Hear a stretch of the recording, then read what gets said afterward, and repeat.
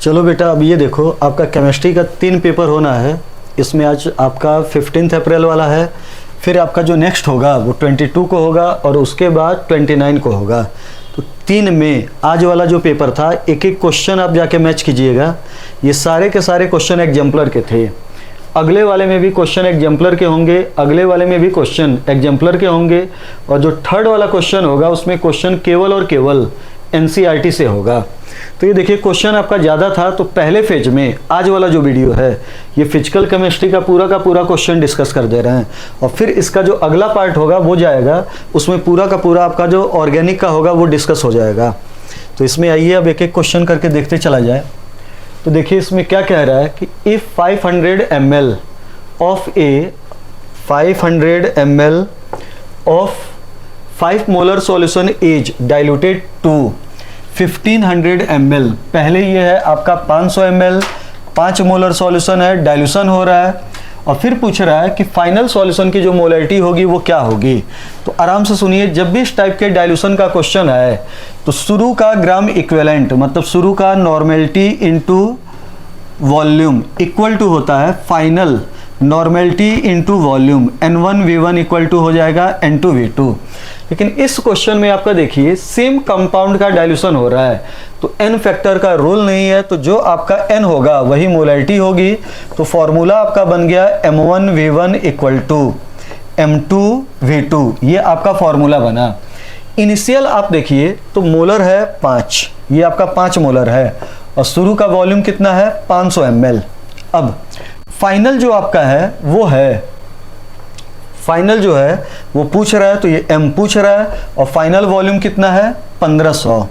Final volume जो है ये आपका है 1500, तो यहाँ पे फाइनल वॉल्यूम जो है ये 1500 है। अब यहाँ पे देखिए दोनों साइड 1000 से भाग दिया जाएगा, क्योंकि ये ml में है, लीटर में कन्वर्ट करने के लिए। लेकिन इधर भी और इधर भी 1000 से आप भाग दोगे तो वो कट पिट जाएगा, तो उसकी आवश्यकता नहीं है। यहाँ पे कैलकुलेशन कीजिए, तो ये आपका 2 जीरो, ये आपका 2 जीरो और ये 2 जीरो कैंसिल हो गया। यहाँ पे आपका आ गया 5 3 जा 15, तो यहाँ से जो फाइनल मोलरिटी हो गई वो हो गई 5/3, और 5/3 को सॉल्व करो तो ये लगभग आपका आएगा 1.66। अगला देखिए क्वेश्चन, हाँ कह रहा है अगले क्वेश्चन में, अगले क्वेश्चन में आपका एग्जामिनर कह रहा है कि the concentration of glucose in blood is 0.9 ग्राम पर ml, 0.9 ग्राम पर ml। कंसंट्रेशन जो है वो है 0.9 ग्राम पर ml नहीं, पर लीटर है, और एग्जामिनर पूछ रहा है कि इस सॉल्यूशन की कंसंट्रेशन मोलरिटी में कितनी होगी। तो याद करिए कि मोलरिटी इक्वल टू होता है मोल पर लीटर, मोल पर लीटर। और यहाँ पे आप ढंग से डाटा को देखिए, तो ये डाटा जो दिया हुआ है ये दिया हुआ है 0.9 ग्राम पर लीटर। तो केवल और केवल इस ग्राम को हम मोल में चेंज कर लें तो हमारा आंसर आ जाएगा। और आप जानते हो कि ग्राम को मोल में चेंज करना हो तो ग्राम को किससे डिवाइड कर दीजिए, मॉलिक्यूलर वेट, मॉलिक्यूलर वेट से डिवाइड कर दीजिए। तो यहाँ पे आपका जो होगा ये हो गया 0.9, और यहाँ पे ग्लूकोज है, तो इसका मॉलिक्यूलर वेट जानते हो कितना होता है 180, तो 180 से आप डिवाइड कर दीजिए तो ये हो गया नंबर ऑफ मोल, और ये पर लीटर, तो यहीं से आपका आंसर आ जाएगा। ये पॉइंट हटा 100 हुआ, ये आपका हुआ, यहाँ पे आ गया 1/200, और 1/200 को आप अगर कैलकुलेट कीजिए तो मेरे हिसाब से आंसर जो जाएगा वो कौन सा जाएगा, सी यहाँ पे। अगला देखिए क्वेश्चन क्या है, कह रहा है कि number of molecules of sulphuric acid, number of molecules of sulphuric acid present in 100 ml of 0.02 molar, 0.02 molar sulphuric acid solution, 0.02 molar sulphuric acid solution. Examiner कह रहा है कि 100 ml 0.02 molar sulphuric acid solution है, उसमें sulphuric acid के कितने molecule होंगे। तो आप जानते हो कि मॉलिक्यूल और नंबर ऑफ मोल में फॉर्मूला होता है number of mole equal to होता है नंबर ऑफ मॉलिक्यूल, या number of particle, number of molecule upon Avogadro number, Avogadro number. अब यहाँ से अगर हम मोल निकाल लें तो ये देखिए जो डाटा दिया है, अगर हम इसको मोल में कन्वर्ट कर लें तो मोल इक्वल टू हो जाएगा number of molecule upon Avogadro number. और आप जानते हो कि molarity into volume, molarity into volume equal to होता है number of mole, number of mole ये आपका होता है। तो यहाँ से आप मोलैरिटी इनटू वॉल्यूम कर दीजिए, वो नंबर ऑफ मोल आएगा। मोलैरिटी कितनी हो गई 0.02 और वॉल्यूम कितना हो गया 100। इसको ये देखिए वॉल्यूम ml में है, ये आपका होगा मिलीमोल। मोल में कन्वर्ट करने के लिए क्या कर दीजिए 1000, तो हो गया number of mole equal to number of molecule, number of molecule, molecule upon Avogadro number. और एवोगैड्रो नंबर हुआ 6.02 इंटू 10 की पावर 23। यहाँ से आप कैलकुलेट कीजिए, तो यहाँ से कैलकुलेशन कीजिए तो ये पॉइंट हटा 2, तो नीचे आएगा 100, ये 100 और ये 100 कट गया। और यहाँ से आप देखिए तो 1000 और यहाँ से 1000 कट गया, तो ये बचा 10 की पावर 20। और इसको आप सॉल्व कीजिए तो नंबर ऑफ मॉलिक्यूल, सॉल्व कीजिए तो number of molecule equal to हो जाएगा, number of molecule equal to हो जाएगा, ये इधर जाएगा तो ये हो गया 2 इंटू 6.02 इंटू 10 की पावर 20। ये आपका आंसर होगा। यहाँ पे देख लीजिए कौन सा डाटा मैच हो रहा है, 10 की पावर 20 और ये देखिए पहला 12 हो जा रहा है, उसको मल्टीप्लाई कीजिए। अगला आपका क्वेश्चन देखिए, कह रहा है कि the empirical formula and molecular formula of a compound are CH2O, ठीक, और उसका जो मॉलिक्यूलर वेट है वो इतना है, और कह रहा है कि मॉलिक्यूलर फॉर्मूला क्या होगा। तो आपको मालूम है कि अगर हमें मॉलिक्यूलर फॉर्मूला चाहिए तो मॉलिक्यूलर फॉर्मूला इक्वल टू होता है एम्पिरिकल फॉर्मूला, और किसी भी कंपाउंड के एम्पिरिकल फॉर्मूला को हम एक नंबर से मल्टीप्लाई कर दें तो वो आ जाता है मॉलिक्यूलर फॉर्मूला में चेंज हो जाता है। अब अगर यहाँ पे हमें n की वैल्यू मिल जाए, n की वैल्यू मिल जाए तो हमारा न्यूमेरिकल क्या हो जाएगा सॉल्व। अगर किसी भी कंपाउंड के एम्पिरिकल फार्मूला को आप n से मल्टीप्लाई करो तो मॉलिक्यूलर फार्मूला में चेंज होगा। ये एक नंबर होता है जिसकी वैल्यू 1 2 3 4 कुछ भी हो सकती है। ये आता कैसे है तो n इक्वल टू होता है molecular weight upon empirical weight. n equal to होगा molecular weight upon empirical weight. Molecular weight जो है, मॉलिक्यूलर वेट वो है आपका 180 और एम्पिरिकल वेट यहाँ से कैलकुलेट कीजिए तो एम्पिरिकल फॉर्मूला है CH2O। इसका आप वेट कैलकुलेट कीजिए तो 12 2 14 और 16, ये आपका हो गया 30। यहाँ पे 30 से डिवाइड कीजिए तो ये आपका जाएगा 6 टाइम में, और 6 को यहाँ पे मल्टीप्लाई कीजिए तो देखिए फॉर्मूला में है CH2O, 6 से गुणा कर दो तो फॉर्मूला क्या हो जाएगा C6H12O6। अगला देखिए क्या है क्वेश्चन, कह रहा है कि विच of the following statement about A compound is incorrect. एक कंपाउंड के बारे में कौन सा स्टेटमेंट जो है वो गलत है।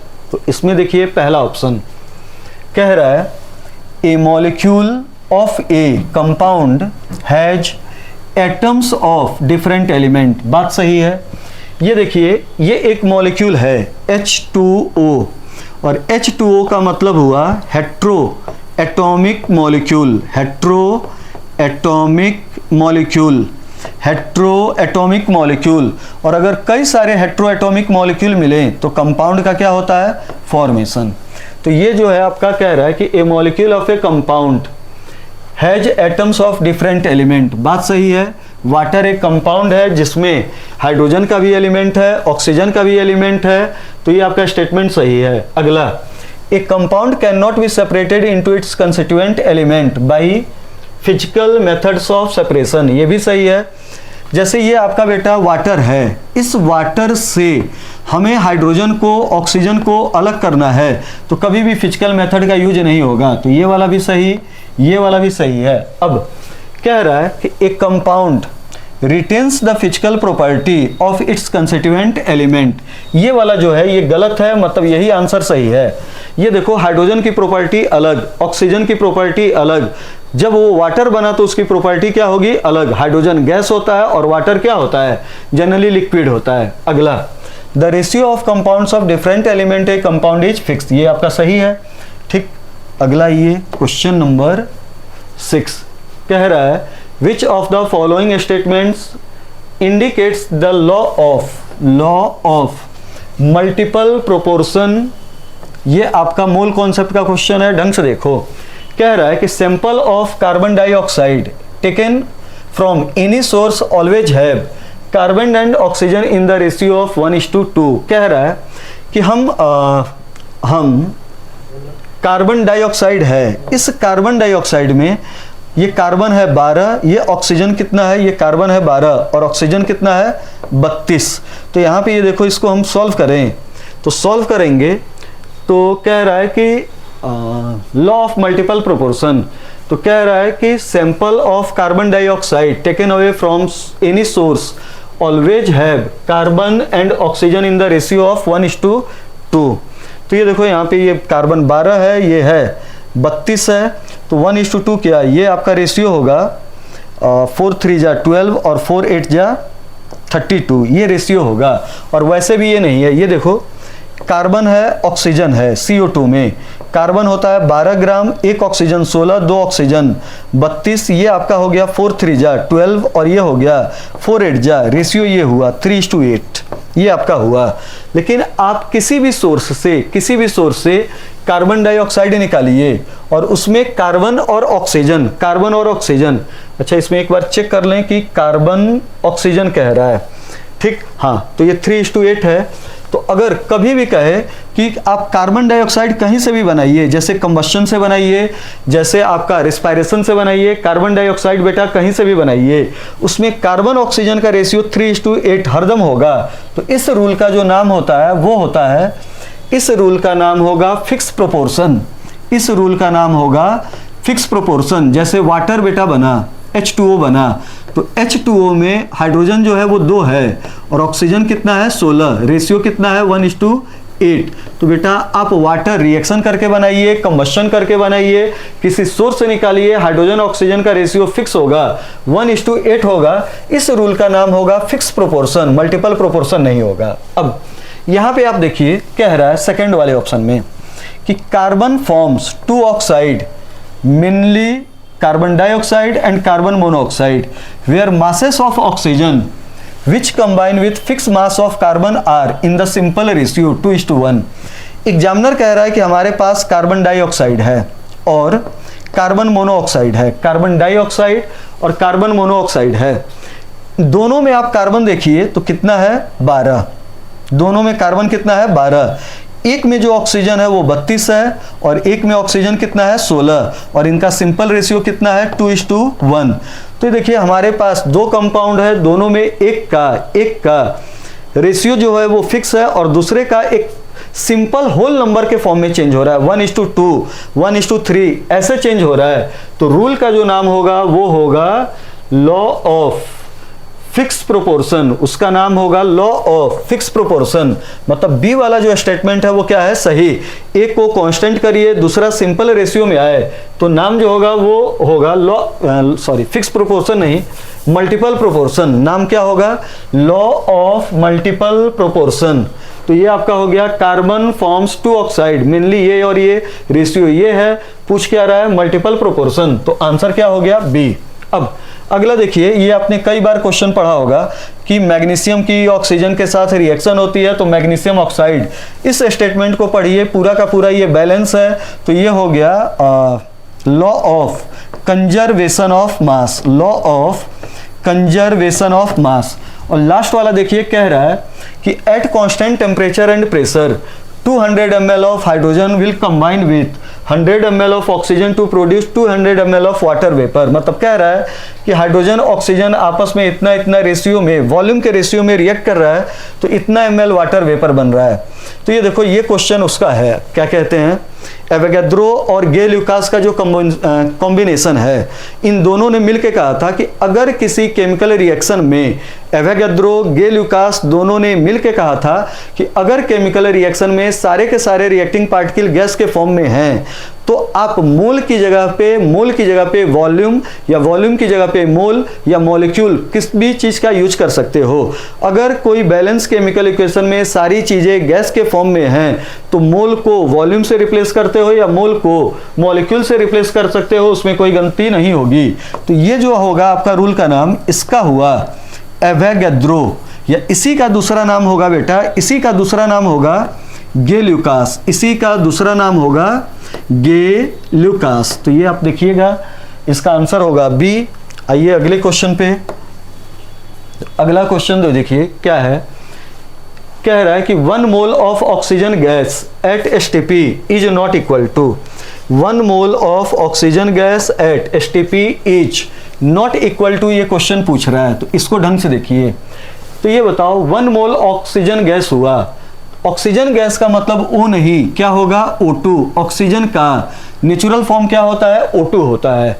तो यहाँ पे देखो 1 मोल में कोई भी चीज एवोगैड्रो नंबर के बराबर होगी, तो 1 मोल मॉलिक्यूल मतलब इतने मोल मॉलिक्यूल्स ऑफ ऑक्सीजन। अगला यहाँ पे आपका करेक्शन हुआ था, तो ये 2 इंटू था, तो ये देखो 1 मोल ऑक्सीजन मॉलिक्यूल में ऑक्सीजन के एटम कितने होंगे, 2, तो यहाँ पे 2 से गुणा कर दो तो एटम का नंबर आ गया।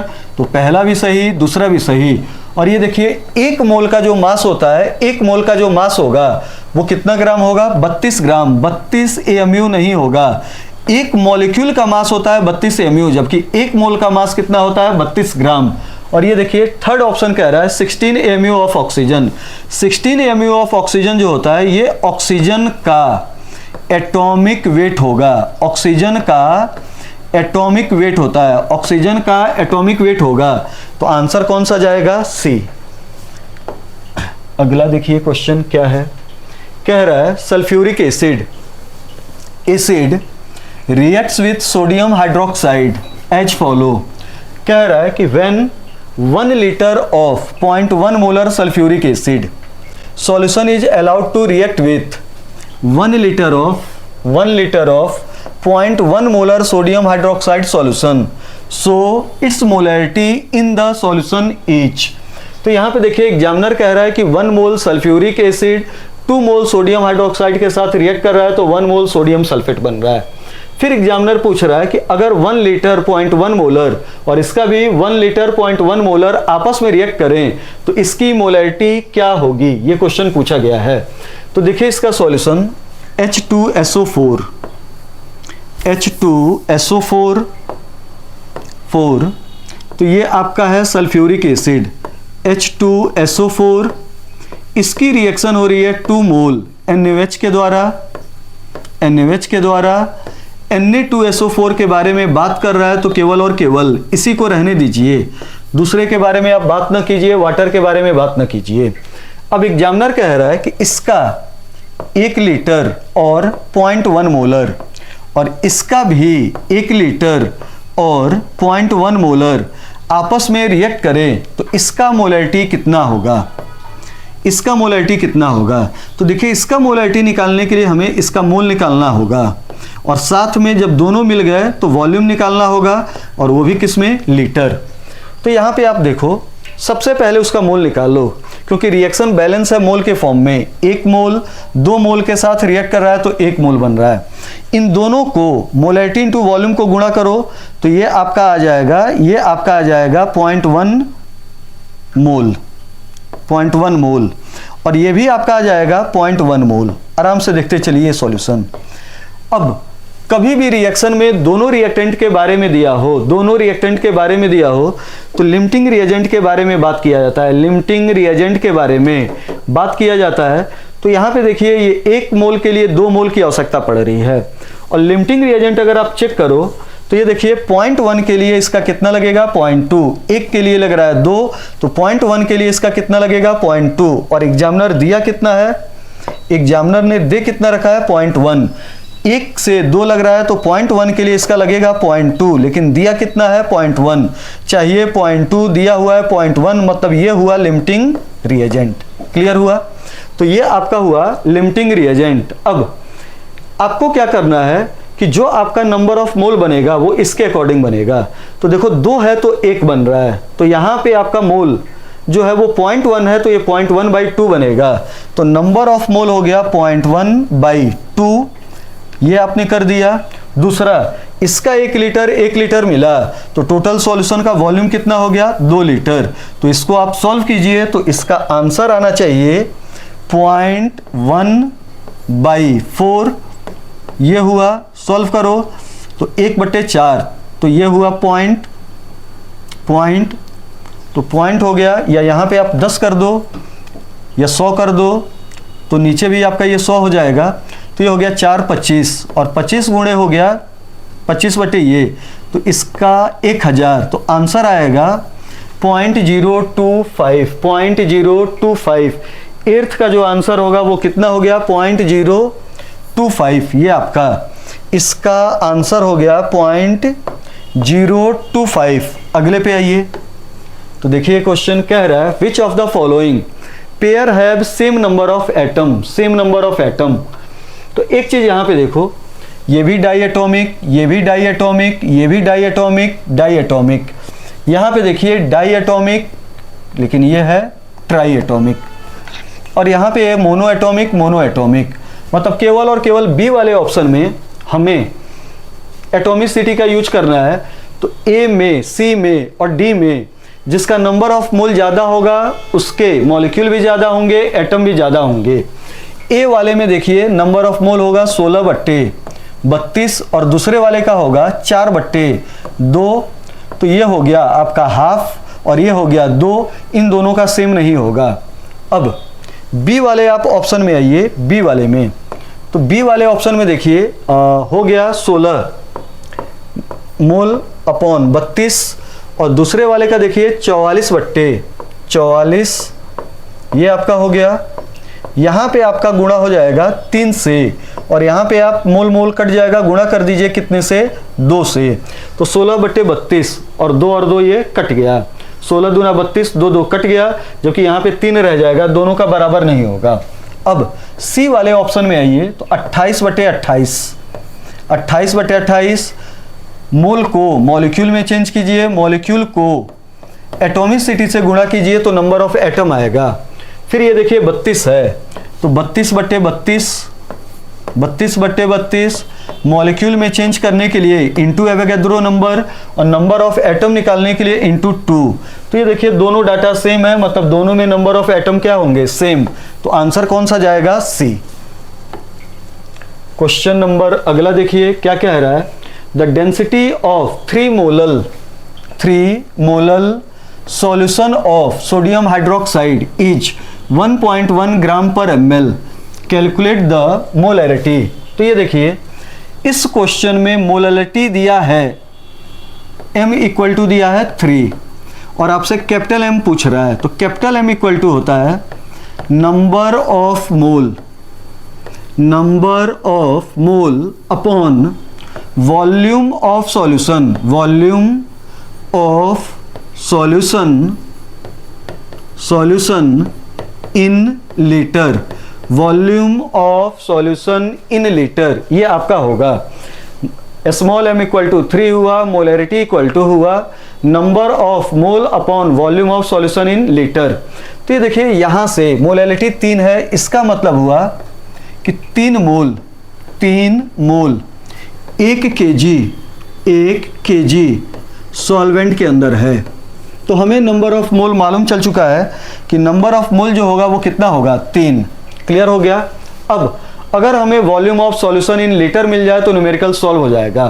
तो देखिए सॉल्यूट जो है वो 3 मोल है, तो सॉल्यूट मास हो जाएगा, सॉल्यूट का मास होगा 3 गुणे 40, और 3 गुणे जो 40 होगा वो कितना हो गया 120। सॉल्यूट के मास में आप सॉल्यूशन का मास जोड़ दीजिए, तो सॉल्वेंट का मास जोड़िए, सॉल्वेंट का मास जोड़ दीजिए, तो ये बेटा आपका आ जाएगा सॉल्यूशन का मास, ये आ जाएगा सॉल्यूशन का मास, ये आपका आ जाएगा। सॉल्यूट के मास में आप सॉल्वेंट का मास जोड़ दीजिए, तो किसका मास आ जाएगा सॉल्यूशन। सॉल्यूट का बेटा जो मास है, सॉल्यूट का मास वो कितना है 120, ये आपका है। सॉल्यूशन जो है वो कितना है 1100, तो दोनों को जोड़ दीजिए तो आ गया 1100 जोड़ दीजिए तो 1, यहाँ पे हो गया 20, तो ये हो गया 1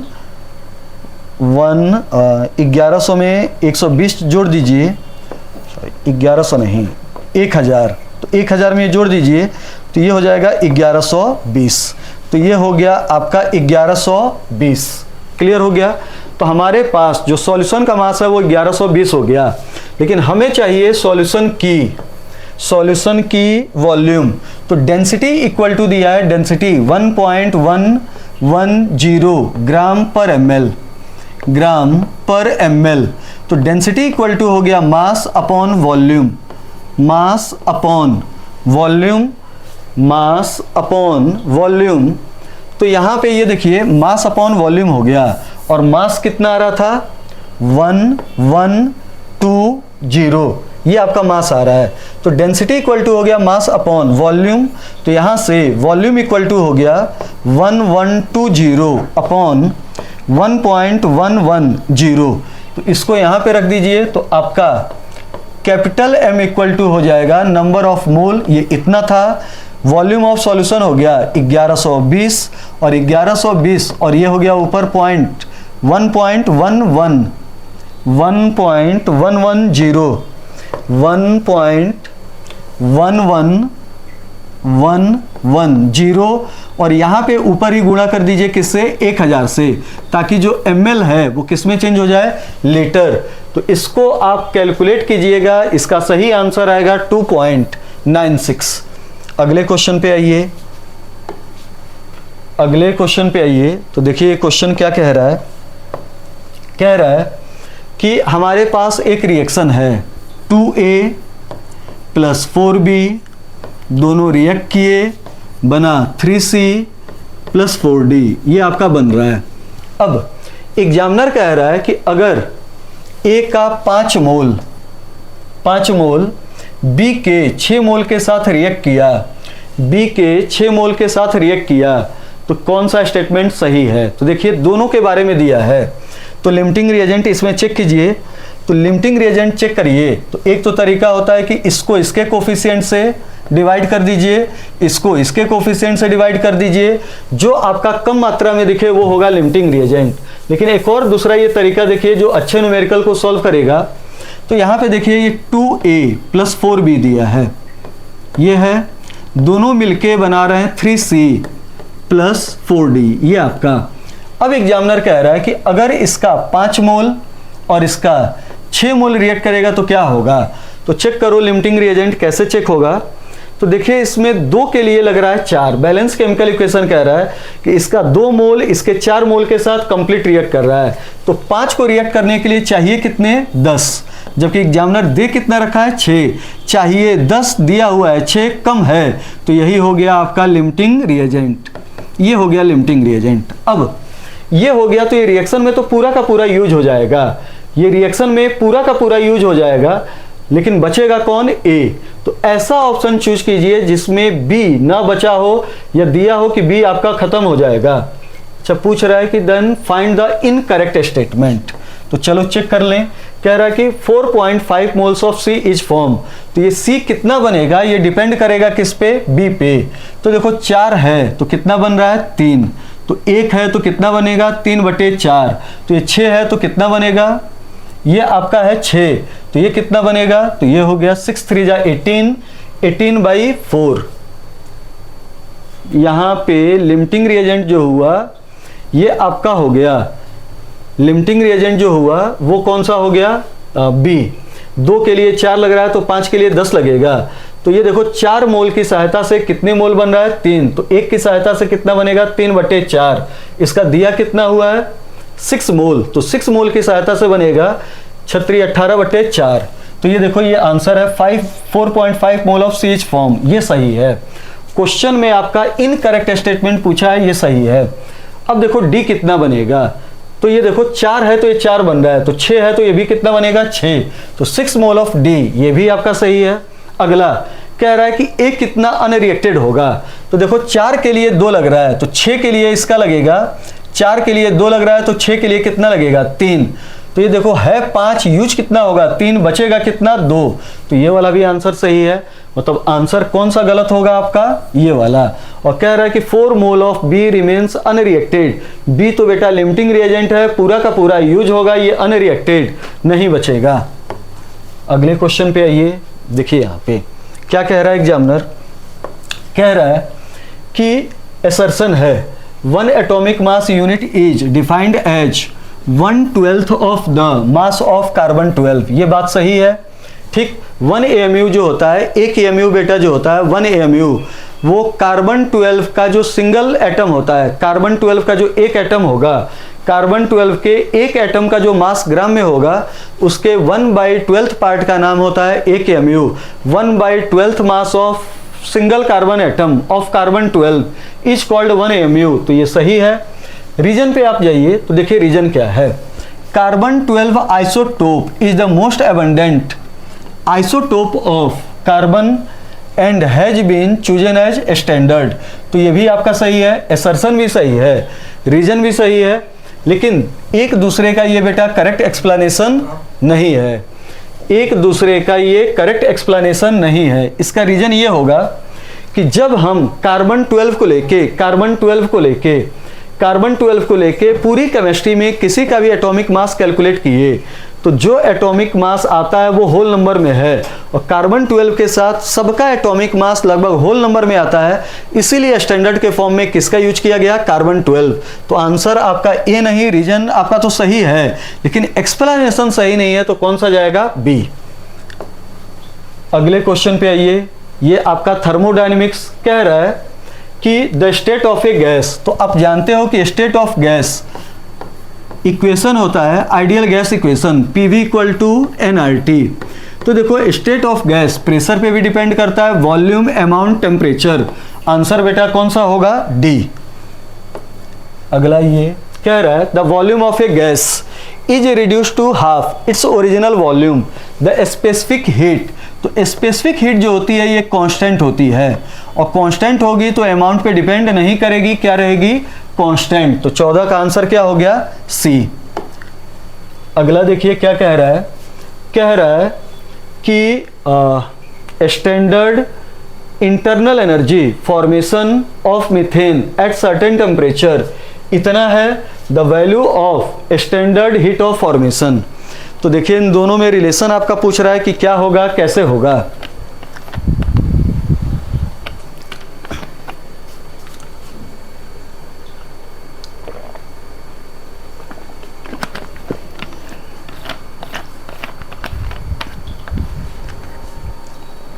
तो देखिए इस क्वेश्चन में क्या है, सबसे पहले आपको बेटा मालूम होना चाहिए equation.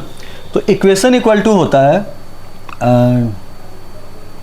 Delta H equal to होता है delta U plus delta NG/RT, ये इक्वेशन होता है। अगर डेल्टा NG की वैल्यू बेटा निगेटिव में आए, इसका मतलब होता है अगर डेल्टा NG की वैल्यू निगेटिव में आए, इसका मतलब होता है कि इंटरनल एनर्जी में से आपने कुछ घटाया। ये देखो माइनस प्लस माइनस होगा। अगर डेल्टा NG की वैल्यू निगेटिव में आए, इसका मतलब हुआ कि आपने डेल्टा U में से कुछ घटाया है, तो डेल्टा H आया है। मतलब इस केस में डेल्टा U बड़ा होता है और डेल्टा H छोटा होता है। अब अगर आपका डेल्टा NG की वैल्यू पॉजिटिव आए, तो पॉजिटिव आया इसका मतलब हुआ कि प्लस प्लस प्लस होगा। आपने डेल्टा U में कुछ जोड़ा तो डेल्टा H आया, इसमें कुछ जोड़ा मतलब ये आया, तो डेल्टा H बड़ा होगा और डेल्टा U क्या होगा, छोटा। क्लियर है। तो ये तो इस टाइप के क्वेश्चन को सॉल्व करने का आपका बेसिक होता है। अब आप जो दे रहा है उसका इक्वेशन लिखिए और डेल्टा NG की वैल्यू चेक कीजिए। तो कह रहा है कि standard heat internal energy change of formation of methane at certain temperature इतना। तो फॉर्मेशन कह रहा है, तो ये बताओ फॉर्मेशन इक्वेशन होगी कार्बन ग्रेफाइट, और कार्बन ग्रेफाइट आपका जो होता है ये सॉलिड होता है। इसकी रिएक्शन O2 गैस के साथ हो तो बनेगा आपका CO2 गैस, और यहाँ पे Ng का मतलब होता है, यहाँ पे डेल्टा Ng का मतलब होता है प्रोडक्ट का gas, gaseous product minus gaseous reactant, gaseous reactant. तो यहाँ पे देखिए गैसियस प्रोडक्ट जो है वो एक है और कार्बन प्लस कंबस्शन ऑफ, अच्छा ये मीथेन दिया है, मीथेन गैस का कंबस्शन हो रहा है। तो यहाँ पे थोड़ा सा गलती हो गया, ये आपका ये मीथेन का कंबस्शन दे रहा है, हमने कार्बन का लिख दिया था। तो देखो ये मीथेन है, ये गैस है, इसका कंबस्शन कराना हो तो ये आपका लगेगा, इसका कंबस्शन कराना हो तो 2 मोल O2 गैस लगेगा, 1 मोल कार्बन डाइऑक्साइड गैस बनेगा, कार्बन डाइऑक्साइड गैस बनेगा, और ये मीथेन है तो 4/2 2 मोल वाटर बनेगा, 2 मोल वाटर बनेगा। और वाटर का नेचर कितना होता है, लिक्विड। तो यहाँ पे डेल्टा Ng की जो वैल्यू होगी वो आएगी आपकी 1-3, और 1-3 को सॉल्व करो तो ये -2 आएगा। और जब आपका ये माइनस में आएगा तो डेल्टा U बड़ा होगा और ये क्या होगा, छोटा होगा। तो आंसर कौन सा जाएगा, बी। अगले क्वेश्चन पे आइए, कह रहा है कि in an adiabatic process no transfer of heat takes place between system and surrounding. System and surrounding. Choose the correct option for the free expansion of a ideal gas under adiabatic condition from the following. तो आप जानते हो कि first law of thermodynamics होता है Q = U + W, delta Q = delta U + W। तो ये देखो फ्री एक्सपेंशन हो रहा है और फ्री एक्सपेंशन में वर्क डन क्या होता है, 0। एडियाबैटिक है तो ये भी क्या हो गया, 0, ना तो एनर्जी अंदर ना एनर्जी बाहर। और बेटा जब ये दोनों 0 तो U भी क्या हो जाएगा, 0, मतलब तीनों टर्म 0 होंगे। आंसर आपका कौन सा जाएगा, सी। अगला क्वेश्चन, क्वेश्चन नंबर 17। तो देखिए क्या कह रहा है, on the basis of thermochemical equation 1, 2 and 3 find out which of the following algebraic equation from the given option A to D is correct। कह रहा है कि कौन सा ऑप्शन सही है और कौन सा ऑप्शन गलत है। तो देखो इसमें पहले वाले में कार्बन ग्रेफाइट की ऑक्सीडेशन हो रही है तो CO2 बन रहा है, इतनी एनर्जी चेंज हो रही है। कार्बन ग्रेफाइट का पार्शियल कंबस्शन हो रहा है तो कार्बन मोनोऑक्साइड और Y बन रहा है, और कार्बन मोनोऑक्साइड ये। तो ढंग से इसमें बुद्धि अगर आप लगाओ तो अगर सेकेंड और थर्ड को आप ऐड कर दो तो कौन सा आ जाएगा, पहला। सेकेंड और थर्ड को ऐड करो तो जब सेकेंड थर्ड को ऐड करोगे तो ये कार्बन मोनोऑक्साइड कट जाएगा, ये हाफ कितना आ जाएगा, 1, और इधर क्या आ जाएगा, CO2। इसका मतलब हुआ कि Y और Z को जोड़ो तो क्या आ जाएगा, X। तो यहाँ पे आंसर देखिए, ये आपका हुआ आंसर आपका हुआ X = Y + Z। अगला देखिए क्वेश्चन क्या है, कह रहा है the entropy change can be calculated by using the expression delta S = Q reversible by T। फिर कह रहा है कि when water फ्रीजेज in a glass beaker choose the correct statement among the following. कह रहा है कि हमारे पास एक कंटेनर है जिसमें वाटर फ्रीज हो रहा है,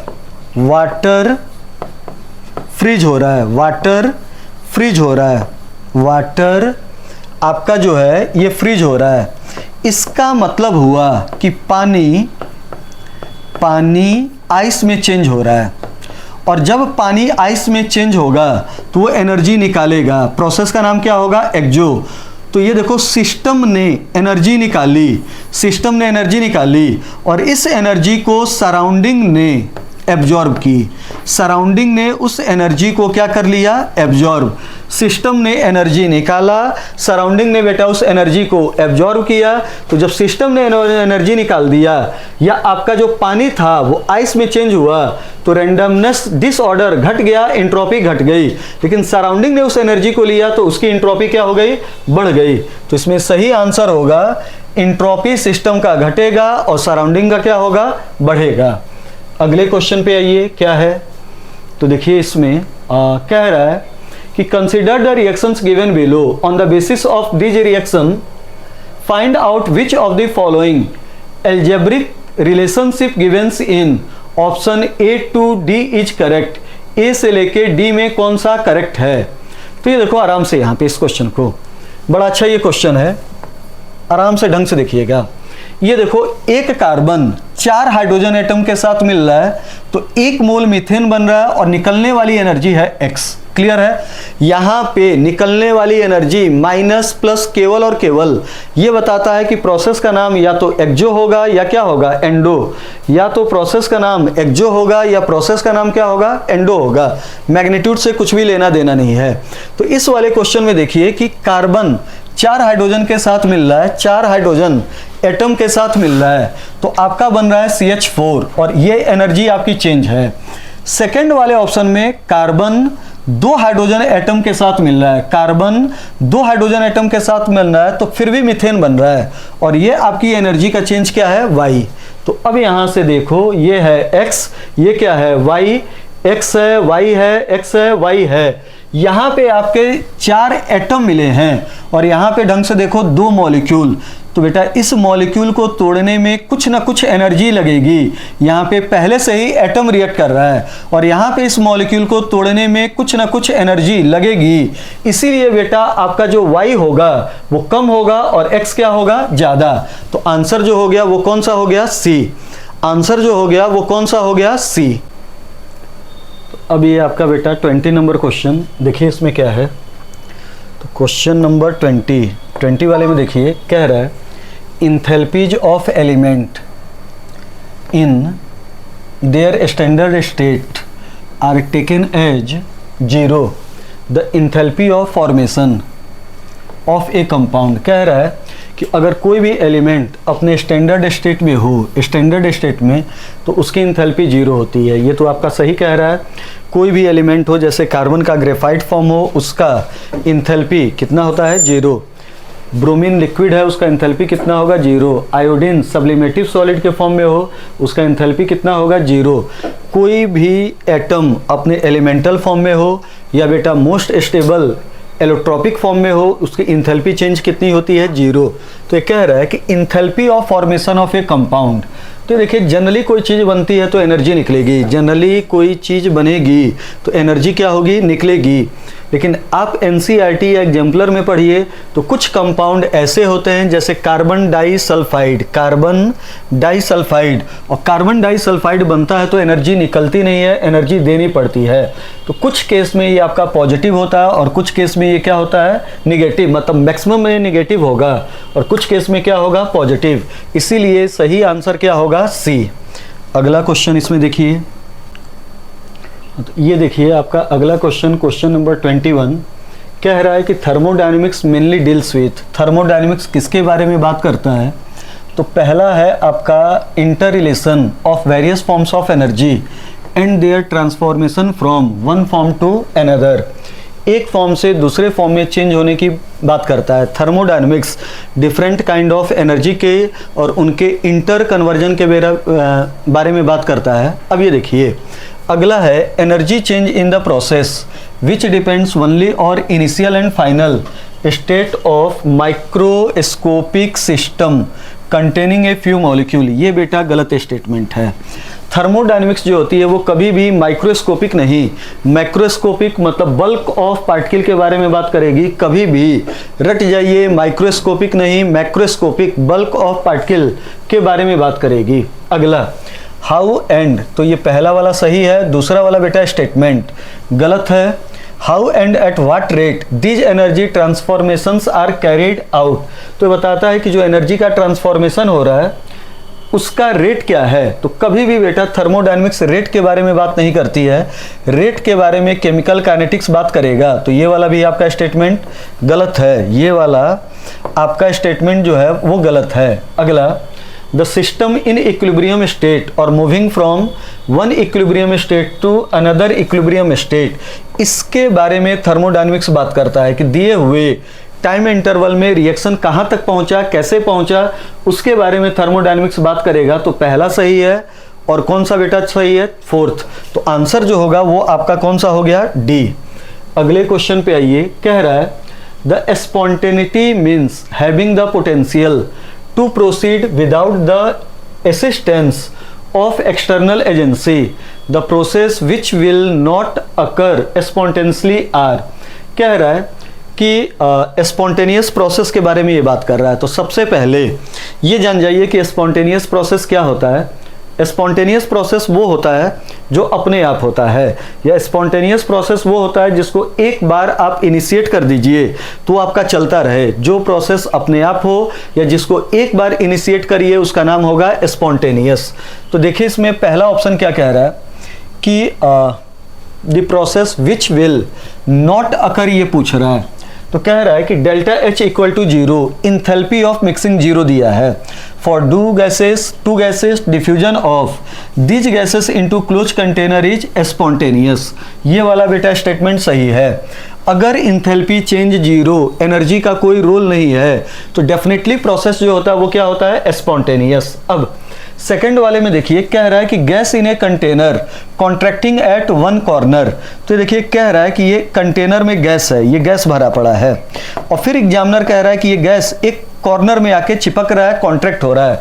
गलत बेटा, आपने 10th से पढ़ा होगा कि गैस जो होती है वो पूरी की पूरी वॉल्यूम को क्या करती है, ऑक्यूपाइड। गैस पूरी की पूरी वॉल्यूम को क्या करती है, ऑक्यूपाइड। तो जो इसमें आपका बी वाला ऑप्शन है ये गलत है और यही इनकरेक्ट स्टेटमेंट पूछ रहा है। सी में देखिए क्या लिखा हुआ है कि gas expanding to fill the available volume. Gas की खासियत होती है कि वो पूरे कंटेनर की वॉल्यूम को क्या कर लेता है, कैरी कर लेता है। तो ये वाला सही है। Burning carbon in oxygen to give carbon dioxide. एक बार आप कार्बन को, कोयले को, कोक को जला दीजिए तो उसको बुझाने की आवश्यकता नहीं पड़ती है, जलता रहता है। तो ये भी क्या हुआ, स्पॉन्टेनियस। तो 22 का जो आंसर होगा वो कौन सा हो गया, बी। आइए अगले क्वेश्चन पे देखिए क्या है। The value of heat of formation for ammonia is -91.8 kilo joule per mole. कह रहा है कि calculate enthalpy change for the following reaction. Heat of formation ammonia का दिया हुआ है। तो ये देखो अमोनिया बनता कैसे है, जब 1 मोल N2 गैस 3 मोल H2 गैस के साथ रिएक्ट करता है तो 2 मोल अमोनिया बनता है, 2 मोल अमोनिया बनता है। ये आपका हुआ 2 मोल अमोनिया का क्या होता है, फॉर्मेशन। 1 मोल N2 गैस 1 मोल N2 गैस 3 मोल H2 गैस के साथ मिलता है तो 2 मोल अमोनिया गैस का क्या होता है, फॉर्मेशन। तो यहाँ पे देखिए हीट ऑफ फॉर्मेशन दिया हुआ है किसका, अमोनिया का। तो अमोनिया का जो हीट ऑफ फॉर्मेशन होगा वो 1 मोल के लिए दिया है, फॉर्मेशन 1 मोल के लिए दिया है, और 1 मोल बनेगा तो एनर्जी निकलेगी आपकी -91.8, ये आपकी निकलेगी। तो इसका उल्टा सोचिए कि अगर 1 मोल अमोनिया टूटेगा, 1 मोल अमोनिया टूटेगा तो एनर्जी देनी पड़ेगी कितना, +91.8, ये आपकी देनी पड़ेगी उल्टा। लेकिन यहाँ पे अमोनिया कितना टूट रहा है, 2, तो देने वाली जो एनर्जी होगी वो हो गई 2 × 91.8, और दी जा रही है तो साइन क्या लगा दो, प्लस। तो इसका सही आंसर हो गया 183.6, ये सी वाला। आइए अगले क्वेश्चन में देखिए। हाँ ये अच्छा क्वेश्चन है एक, फिर से देखो कह रहा है कि enthalpy of atomization for the reaction methane C gas +4 H gas is इतना है 1665 kilo joule per mole. Enthalpy of atomization for the reaction, 1 mole methane जो है वो टूट रहा है तो इसमें टूट रहा है, और यहाँ पे एनर्जी इतनी है, और कह रहा है कि बॉन्ड एनर्जी ऑफ। तो ढंग से देखो, इंथैल्पी ऑफ एटोमाइजेशन का मतलब यहाँ पे देखिए 1 मोल कंपाउंड को तोड़िए, 1 मोल कंपाउंड को तोड़िए और गैसियस एटम, ये देखिए गैसियस एटम बनाइए। 1 मोल कंपाउंड को तोड़िए, गैसियस एटम बनाइए। इस प्रोसेस में जो एनर्जी दी जाएगी उसका नाम क्या होगा, इंथैल्पी ऑफ एटोमाइजेशन। तो आप ढंग से देखिए, तो 4 कार्बन हाइड्रोजन बॉन्ड को तोड़ा जा रहा है तो एनर्जी दी जा रही है 1665, और 1 बॉन्ड की बॉन्ड एनर्जी पूछ रहा है। तो 4 बॉन्ड को तोड़ने में इतनी एनर्जी लगी है तो 1 बॉन्ड को तोड़ने में लगेगा इतना। आंसर हो जाएगा 4 4 जा 16, 4 1 जा 4, फिर ये हो गया आंसर कौन सा चला जाएगा, डी। आइए अगले क्वेश्चन में। क्वेश्चन देखिए क्या कह रहा है। कह रहा है standard molar enthalpy of water, liquid water, ये देखिए दिया हुआ है। कह रहा है इतना है 70 जूल पर केल्विन पर मोल। लिक्विड वाटर की इंट्रोपी जो है, घूमने फिरने की आज़ादी, डिसऑर्डर, रैंडमनेस जो है वो इतनी है। तो कह रहा है कि will the molar standard entropy of solid water, तो लिक्विड वाटर, पानी के कंपैरिजन में सॉलिड वाटर, बर्फ में जो पार्टिकल होंगे वो ज़्यादा आपके ऑर्डर्ड होंगे, ज़्यादा आपके ढंग से अरेंज होंगे, तो उनकी इंट्रोपी क्या होगी, कम। तो आंसर होगा लेस देन 70 जूल पर केल्विन पर मोल। आगे आइए, क्वेश्चन कह रहा है कि what will be the enthalpy change for the following reaction. एक मोल आपका H2 गैस, एक मोल आपका Br2 गैस आपस में मिल रहा है, तो 2 मोल HBr का क्या हो रहा है, फॉर्मेशन। इस इक्वेशन का, बैलेंस केमिकल इक्वेशन का एग्जामिनर डेल्टा H पूछ रहा है। और ढंग से देखिए, इसमें जो आपके रिएक्टिंग पार्टिकल हैं उनका उन्होंने बॉन्ड एनर्जी दिया है। तो जब बॉन्ड एनर्जी दे रिएक्टेंट प्रोडक्ट का बॉन्ड एनर्जी दे और कंप्लीट रिएक्शन की इंथैल्पी पूछे, तो फॉर्मूला होता है bond energy of reactant minus bond energy of product. ये फॉर्मूला होगा bond energy of reactant minus bond energy of product.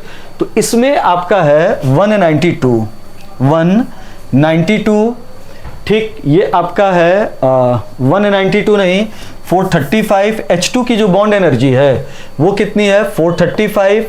इसमें आप ऐड कर दीजिए कितना, 192, और इसमें से माइनस कीजिए HBr की बॉन्ड एनर्जी। लेकिन बैलेंस केमिकल इक्वेशन में देखिए HBr कितने मोल है, 2, तो 2 मोल का यहाँ पे माइनस करना है, तो ये कर दीजिए -2 × 368।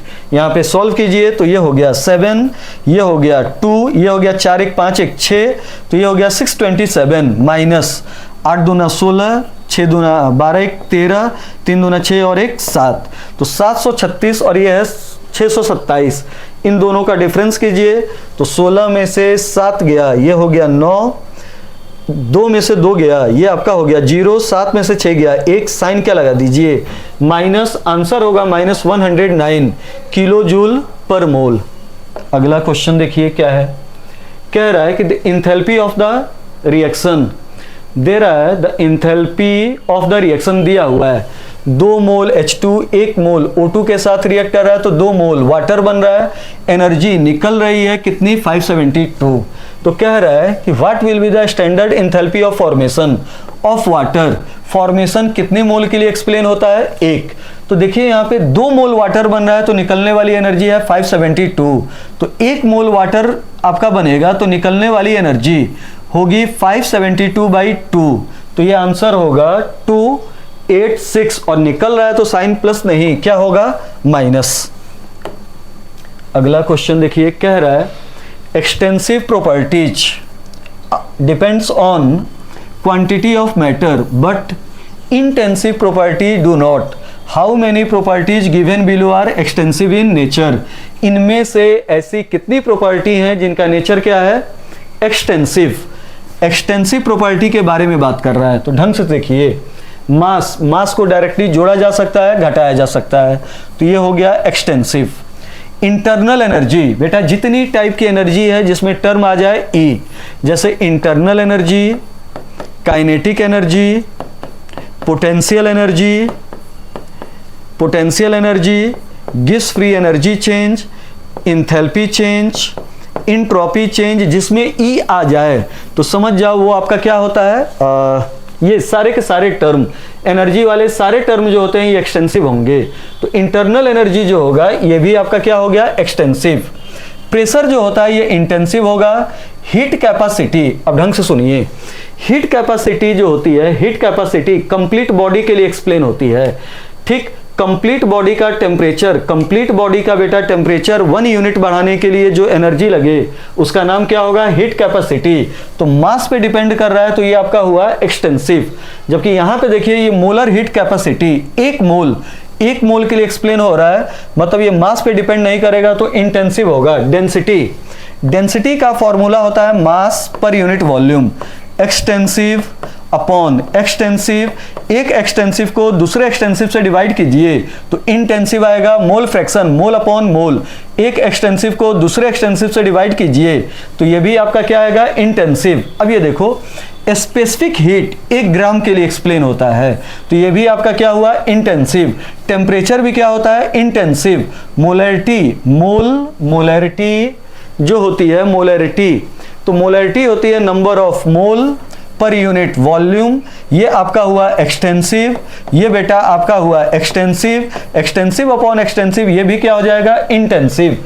तो टोटल आपके जो एक्सटेंसिव वाले हैं 1 2 3, सही आंसर क्या होगा, बी। देखिए अगले क्वेश्चन में फिर से ये देखिए एग्जाम्पलर का ही क्वेश्चन, और कितना अच्छा ये क्वेश्चन है। देखो यहाँ पे कह रहा है कि 1 mole of monoatomic ideal gas is expanded from state 1 to state 2 as shown in figure. Calculate the work done for the expansion of gas from state 1 to state 2 at 298 Kelvin. ये कह रहा है स्टेट 1 है, ये state 2 है, यहां से यहां जाओ तो देखो वॉल्यूम बढ़ रहा है, एक्सपेंशन हो रहा है, और एक्सपेंशन हो रहा है तो वर्क डन पूछ रहा है। एक चीज देखिए, इस फिक्स टेम्परेचर पे ये आपका क्वेश्चन पूछ रहा है, तो जब ये फिक्स टेम्परेचर पे क्वेश्चन पूछ रहा है तो ये आपका हुआ आइसोथर्मल। और वर्क डन आइसोथर्मल में 2 टाइप का होता है, एक होता है इरिवर्सिबल, और इरिवर्सिबल का जो वर्क डन होता है वो होगा -P एक्सटर्नल डेल्टा V, और वर्क डन रिवर्सिबल का जो फॉर्मूला होता है वो होता है -2.303, फिर आपका होगा nRT log, या तो होता है बेटा V2/V1, या ये ना हो तो उसकी जगह पे क्या होगा, P1/P2, ये चीज होता है। अब देखिए कि ये आइसोथर्मल तो है, लेकिन आइसोथर्मल में ये आपका रिवर्सिबल है कि इरिवर्सिबल। तो देखिए यहाँ पे आपका ये गैस एक्सपेंड हो रहा है और जाके ये खत्म नहीं हो रहा है, ये ग्राफ लगातार ये वाली बन रही है यहीं पे, तो ये लगातार चलती जाएगी, और लगातार चलती ये जा रही है तो ये इनफाइनाइट स्टेप में कंप्लीट हो रही है, इनफाइनाइट स्टेप में आपका कंप्लीट हो रहा है, और जो चीज इनफाइनाइट स्टेप में कंप्लीट हो वो आपका हो जाएगा रिवर्सिबल। तो यहाँ पे फॉर्मूला लगेगा रिवर्सिबल वाला, तो यहाँ पे आप इस चीज को हटाइए, रिवर्सिबल वाला फॉर्मूला लगाइए, और आंसर आपका हो गया, ये देखिए वर्क डन रिवर्सिबल, इसमें यही पहचानना है। ये देखिए लगातार ये आपकी वॉल्यूम जो है वो क्या हो रही है, एक्सपेंड, मतलब प्रोसेस इनफाइनाइट स्टेप में चल रहा है, और इनफाइनाइट स्टेप में चल रहा है तो लगेगा वर्क डन। रिवर्सिबल का फॉर्मूला एक्सपेंशन है तो साइन प्लस नहीं, क्या होगा, -2.303 n, नंबर ऑफ मोल कितना दिया हुआ है, 1। फिर यहाँ पे आर की वैल्यू रखिए, आंसर आपका किस में है, जूल, तो आर की वैल्यू हो गई 8.314 जूल, -2.303 nRT लॉग यहाँ पे हुआ। और ये देखिए यहाँ पे वॉल्यूम की बात नहीं करनी है, प्रेशर की बात करनी है, तो ये देखो प्रेशर ये आपका हुआ P इनिशियल 2 और ये हो गया 1, तो यहाँ पे प्रेशर के फॉर्म में हो गया P1/P2, तो ये हो गया 2/1। इसको सॉल्व कर लीजिए, आपका आंसर आएगा माइनस में कुछ ना कुछ आंसर आएगा, 0 नहीं होगा, ये नहीं होगा, तो आंसर कौन सा जाएगा, बी। अगले क्वेश्चन को देखिए क्या कह रहा है, कह रहा है कि एक पैरामीटर है और उसका डिस्क्रिप्शन है, इसमें इनकरेक्ट मैच क्या होगा। ये आपका एनसीईआरटी से ही ग्राफ उठा हुआ है, तो देखिए इसमें आंसर क्या होगा। यहाँ पे आपका जब साइन पहला प्लस होता है और ये माइनस, यहाँ पे फॉर्मूला होता है delta G equal to delta H minus T delta S. Spontaneity का फाइनल क्राइटेरिया होता है डेल्टा जी, स्पॉन्टेनिटी का फाइनल क्राइटेरिया होता है डेल्टा जी। अब ये देखो पहला साइन प्लस है और दूसरा माइनस, तो अगर आप डेल्टा एस को माइनस रखोगे तो ये माइनस माइनस प्लस होगा, और डेल्टा एच प्लस, तो ओवरऑल डेल्टा जी पॉजिटिव आएगा। पहले वाले केस में डेल्टा जी पॉजिटिव आएगा, कंडीशन कुछ भी हो ये प्रोसेस क्या हो जाएगा, नॉन स्पॉन्टेनियस, तो पहला वाला ये मैचिंग सही है। अब यहां पे देखिए सी वाले में, इसको पहले देखिए, ये आपका माइनस है और ये प्लस, तो ये बेटा आपका माइनस है और ये क्या है प्लस, तो प्लस माइनस माइनस, और ये माइनस टर्म और ये माइनस, ओवरऑल ये क्या आएगा माइनस, और जब डेल्टा जी की वैल्यू माइनस में आए तो टेम्परेचर कुछ भी हो ये क्या हो जाएगा, स्पॉन्टेनियस। अब यहां पे देखिए ये माइनस है, इसको सॉल्व कर रहे हैं बी वाले को, तो बी वाले में देखिए डेल्टा एच माइनस और डेल्टा एस माइनस है, तो यहां से फॉर्मूला बना delta G equal to delta H minus delta G equal to delta H minus T, और डेल्टा एस भी किस में है, माइनस, तो डेल्टा एस या ऐसे लिख दें हम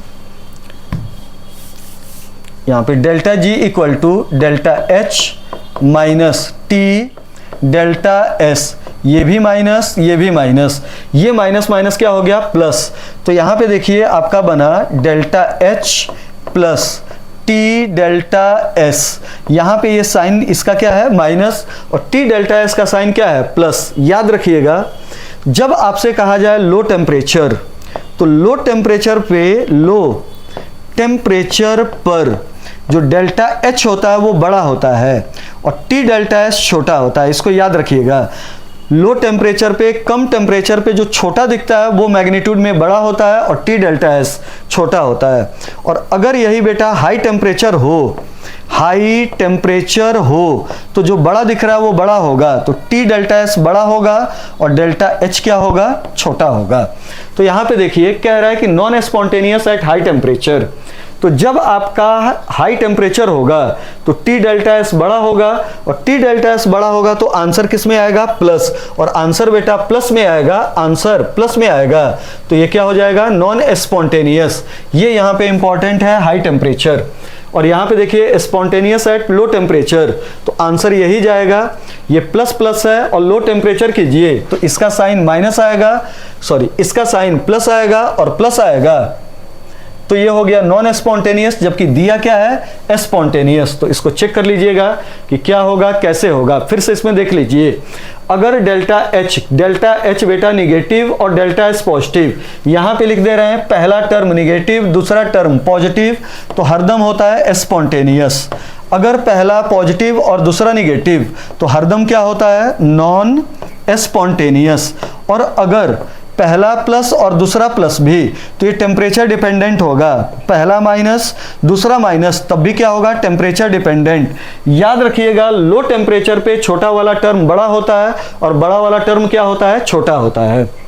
आइए अगले क्वेश्चन पे क्या है, कह रहा है कि spontaneous process is an irreversible process and may be reverse by some external agency. सही है। Second law of thermodynamics, second law of thermodynamics बेटा कहती है कि नेचर में पाए जाने वाले सारे एक्जोथर्मिक रिएक्शन जो होंगे वो स्पॉन्टेनियस होंगे, सारे एक्जोथर्मिक रिएक्शन स्पॉन्टेनियस होंगे, या सारे इरिवर्सिबल प्रोसेस स्पॉन्टेनियस या स्पॉन्टेनियस प्रोसेस इरिवर्सिबल होंगे जब तक उस पर हम एक्सटर्नल फोर्स अप्लाइड न करें। तो ये तो आपका हो गया असर्शन। अब आगे देखिए क्या है, decrease in enthalpy is a contributing factor in spontaneity. तो यहां पे देखिए delta G equal to delta H minus T delta S.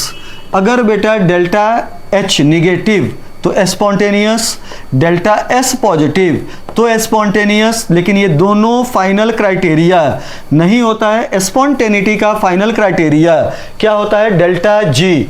अगर डेल्टा जी निगेटिव तो 100% क्या होगा स्पॉन्टेनियस। आइए अगला, अब देखो कह रहा है कि for a reaction H2 gas plus I2 gas to HI standard free energy change delta G not greater than ये, तो इक्विलिब्रियम कांस्टेंट की वैल्यू क्या होगी। तो इसको पूरा समझ लीजिए कि क्या होगा कैसे होगा। तो देखिए इस टाइप के जितने भी क्वेश्चन होते हैं उसको समझने के लिए एक चीज देखिए, यहाँ पे एक रिएक्टेंट है और एक ये प्रोडक्ट है। रिएक्टेंट प्रोडक्ट में चेंज हो रहा है तो ये रिवर्सिबल रिएक्शन है, रिएक्टेंट प्रोडक्ट में चेंज हो रहा है तो रिवर्सिबल रिएक्शन है। अब रिवर्सिबल रिएक्शन में बेटा आपकी इक्विलिब्रियम मिलती है, रिवर्सिबल रिएक्शन में आपकी क्या मिलती है इक्विलिब्रियम। इक्विलिब्रियम बेटा मिड स्टेज पे भी मिल सकता है, हाफ यहाँ पे भी मिल सकता है, मिड स्टेज पे भी मिल सकता है, मिड से पहले भी मिल सकता है और मिड के बाद भी। याद रखिएगा रिवर्सिबल रिएक्शन में इक्विलिब्रियम कभी भी गेन हो सकता है, आधे रास्ते में भी इक्विलिब्रियम, आधे से पहले आधे के बाद। अगर बेटा रिएक्शन आधा हो गया, आधा कंप्लीट हो गया, तो रिएक्टेंट और प्रोडक्ट की कंसंट्रेशन सेम होगी और के की वैल्यू जो होगी इक्विलिब्रियम कांस्टेंट की वो कितनी होगी 1। अगर रिएक्शन आधे से पहले है तभी इक्विलिब्रियम मिल गया तो कम रिएक्टेंट बेटा प्रोडक्ट में चेंज हुआ तो रिएक्टेंट ज़्यादा प्रोडक्ट कम, के की वैल्यू जो होगी वो 1 से क्या होगी कम। और अगर बेटा रिएक्शन हाफ लाइफ टाइम को गेन कर चुका है, आगे गया, तो यहाँ पे प्रोडक्ट ज़्यादा बन जाएगा, रिएक्टेंट कम बन जाएगा, के की वैल्यू जो होगी वो 1 से क्या होगी ज़्यादा। तो ये हरदम याद रखिएगा। अब यहाँ पे इस क्वेश्चन को सॉल्व करने के लिए डेल्टा जी नॉट हमें रिलेट करना है, तो इसके लिए थर्मोडायनेमिक्स का इक्वेशन होता है, इक्वेशन होगा delta G equal to delta G not plus R T L N Q. आप जानते हो कि इसको कहा जाता है रिएक्शन कोसेंट और इक्विलिब्रियम पे यही क्या हो जाता है केसी, और जब इक्विलिब्रियम होगा तो डेल्टा जी की वैल्यू क्या हो जाएगी 0।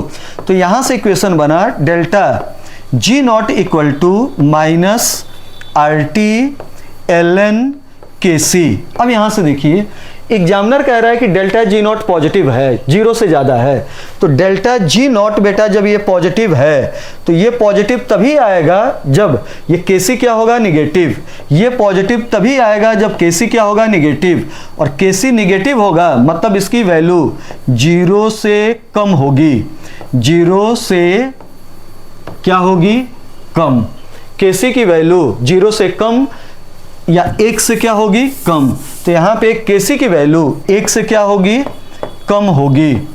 अगर इसको बेटा पॉजिटिव आना है तो ये टर्म पॉजिटिव होना होगा, ये माइनस है, अगर ये माइनस मतलब 1 से कम हो तो माइनस माइनस क्या हो जाएगा प्लस, तो आंसर देखिए क्या होगा 1 से कम, और सही आंसर कौन सा हो जाएगा डी।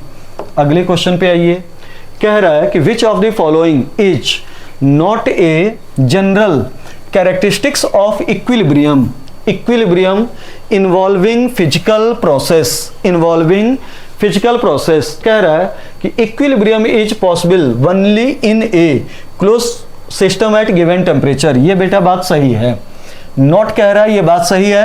इक्विलिब्रियम जनरली जो होती है या मोस्टली जो होती है वो क्लोज सिस्टम में होती है, अगर गलती से ओपन होगा गैस होगा तो गैस बाहर निकल जाएगा, फिर इक्विलिब्रियम गेन नहीं होगा। अगला, all measurable property of system remains constant, constant ये भी आपका सही है, कांस्टेंट होता है। ठीक, इक्विलिब्रियम पे जरूरी नहीं है कि रिएक्टेंट प्रोडक्ट की कंसंट्रेशन बेटा क्या हो जाए सेम, इक्विलिब्रियम पे जरूरी है कि दिए हुए टाइम इंटरवल के साथ रिएक्टेंट प्रोडक्ट की कंसंट्रेशन कांस्टेंट रहे, ना तो घटे ना बढ़े। अगला कह रहा है कि all the physical process stops at equilibrium, यही बेटा गलत है, ये स्टेटमेंट गलत है, मतलब यही सही आंसर है। ये बताओ 0 डिग्री सेंटीग्रेड पे, 0 डिग्री सेंटीग्रेड पे या आपका बेटा 100 डिग्री सेंटीग्रेड पे वाटर और वेपर इक्विलिब्रियम पे होते हैं, तो ऐसा थोड़े होता है कि इक्विलिब्रियम पर आपका जो वेपर होता है उसका बनना बंद हो जाता है। इक्विलिब्रियम कभी भी स्टैटिक नहीं, क्या होती है डायनेमिक, जितना रिएक्टेंट प्रोडक्ट में चेंज होगा उतना ही दिए हुए टाइम इंटरवल में प्रोडक्ट किस में चेंज होगा रिएक्टेंट, तो आंसर इसमें सी गलत है। अब अगला देखो, the opposing process occurs at the same rate, there is dynamic but stable condition. Equilibrium dynamic होता है, rate of forward direction rate of backward direction क्या होता है सेम, लेकिन इक्विलिब्रियम अनस्टेबल नहीं, इक्विलिब्रियम क्या होता है स्टेबल। तो सारे ऑप्शन सही हैं, गलत कौन सा गया सी। आगे आइए, क्वेश्चन क्या कह रहा है, which of the following statement is incorrect, कौन सी बात गलत है, तो कह रहा है in equilibrium mixture of ice and water kept in perfectly insulated, मतलब ना तो एनर्जी अंदर बाहर से अंदर ना बाहर से अंदर, mass of ice and water does not change with time, सही है ये, इसमें कोई गलती नहीं है। इनकरेक्ट पूछ रहा है, इसमें कोई गलत स्टेटमेंट नहीं है। अब अगला देखिए, कह रहा है the intensity of red colour increases when, बड़ा अच्छा ये एनसीईआरटी का ये टर्म है, एग्जाम्पलर में यूज किए हैं सब। बी वाला जो है ये एनसीईआरटी का बेटा टर्म है, ये इक्विलिब्रियम पढ़िए उसमें दिया हुआ है। तो कह रहा है कि the intensity of red colour increases when oxalic acid is added to a solution containing iron 3 nitrate and potassium thiocyanate। ये देखो, आप जानते हो कि ये आयरन 3 हुआ, आयरन 3 हुआ, और दूसरा SCN-1 हुआ। इन दोनों की रिएक्शन होगी तो बनेगा FeSCN का होल थ्राइस। और ये आपको हमने ऑर्गेनिक में भी लिखवाया था कि इसका बेटा कलर कैसा होता है, ब्लड रेड। क्लियर हुआ। अब एग्जामिनर कह रहा है कि यहाँ पे अगर हमने ऑक्जेलिक एसिड को मिला दिया तो इंटेंसिटी ऑफ रेड कलर, ये कह रहा है कि इंक्रीज हो जाएगा। कौन सा बेटा क्या मिला दिया, ऑक्जेलिक एसिड। तो चेक करें कि ऑक्जेलिक एसिड क्या होगा। तो ऑक्जेलिक एसिड होता है H2C2O4, 2 हाइड्रोजन हटा तो यहां पे आ गया ये -2, ये ऑक्जेलेट आयन। और अगर हमने इस इक्विलिब्रियम पे ऑक्जेलेट आयन को मिलाया तो ऑक्जेलेट आयन जो होगा वो इस फेरस के साथ, इस फेरिक के साथ मिल जाएगा और आपका बना लेगा Fe2C2O4 का होल थ्राइस, फेरस ऑक्जेलेट का प्रेसिपिटेट। तो ये देखो, जैसे ही हम ऑक्जेलिक एसिड मिलाएंगे तो ऑक्जेलेट फेरिक आयन के साथ मिलेगा, प्रेसिपिटेट बनाएगा, मतलब रिएक्टेंट की मात्रा घटेगी और इक्विलिब्रियम किधर शिफ्ट हो जाएगा, बैकवर्ड। और ढंग से सोचिए, जब इक्विलिब्रियम बैकवर्ड शिफ्ट होगा तो ये टूटेगा, और टूटेगा तो रेड कलर इंटेंसिफाइड नहीं, डार्क ना होके क्या हो जाएगा, हल्का। तो ये जो आपका सेकेंड ऑप्शन है ये गलत है। बड़ा अच्छा क्वेश्चन है 34, बहुत ढंग का बेटा ये क्वेश्चन है। अगला, on addition of catalyst the equilibrium constant value is not affected. Equilibrium constant पे कोई फर्क नहीं पड़ेगा। अगला, equilibrium constant for a reaction with negative delta H value decreases. सही है। के एक्जोथर्मिक प्रोसेस के लिए टेम्परेचर के इनवर्सली होता है और एंडोथर्मिक रिएक्शन के लिए क्या होता है, डायरेक्टली। तो अगर एक्जोथर्मिक रिएक्शन है, टेम्परेचर बढ़ाओ तो ये क्या होगा, घटेगा। आइए अगले क्वेश्चन पे देखिए क्या कह रहा है, क्वेश्चन नंबर 35। तो 35 में आप देखिए क्या है, कह रहा है कि when hydrochloric acid is added to cobalt nitrate solution at a rate temperature. तो ये देखिए यहाँ पे ये कोबाल्ट है, ये +3 है, तो यही बेटा कोबाल्ट नाइट्रेट है, बाहर काउंटर आयन के फॉर्म में। क्लियर हो गया। तो कह रहा है कि when hydrochloric acid is added to cobalt nitrate solution at room temperature following reaction takes place and the reaction mixture becomes blue। reaction mixture becomes blue। ये आपका जो रिएक्शन मिक्सचर होगा वो आपका क्या हो जाएगा, ब्लू। ठीक। when hydrochloric acid is added to cobalt nitrate solution the following reaction takes place and the reaction mixture becomes blue। कह रहा है कि कोबाल्ट नाइट्रेट में HCl ऐड किया जाए तो ये रिएक्शन होगा, ये बनेगा, रिएक्शन मिक्सचर क्या हो जा रहा है, ब्लू। फिर कह रहा है on cooling the reaction mixture becomes pink.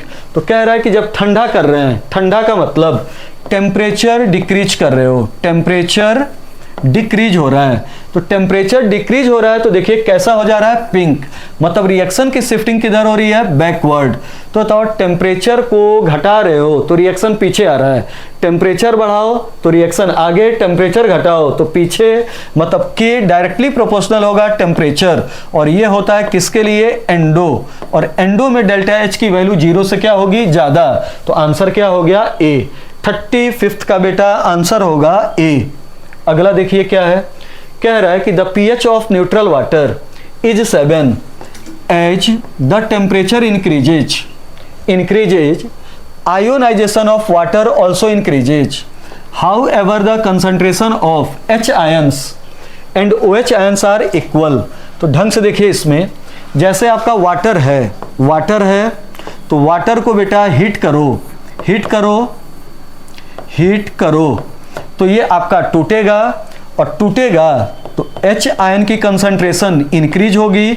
जितना H आयन का कंसंट्रेशन इंक्रीज उतना ही OH आयन का कंसंट्रेशन इंक्रीज, और हाइड्रोजन आयन कंसंट्रेशन बढ़ेगा तो pH क्या होगा, घटेगा। और OH आयन कंसंट्रेशन बढ़ेगा तो pOH भी क्या होगा, घटेगा। तो जैसे जैसे पानी को उबालिए, टेम्परेचर को बढ़ाइए तो बेटा वो ज़्यादा टूटेगा तो हाइड्रोजन आयन कंसंट्रेशन बढ़ा, हाइड्रोक्सिल आयन कंसंट्रेशन बढ़ा, और pH घटा, pOH भी क्या होगा, घटा।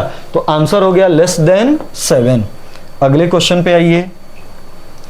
हाँ, कह रहा है कि K1, K2, K3 are the respective ionization constant for the following reaction. तो कह रहा है कि इन तीनों में रिलेशन क्या है, तो इसका वैल्यू है K1, इसका वैल्यू है K2, इसका वैल्यू है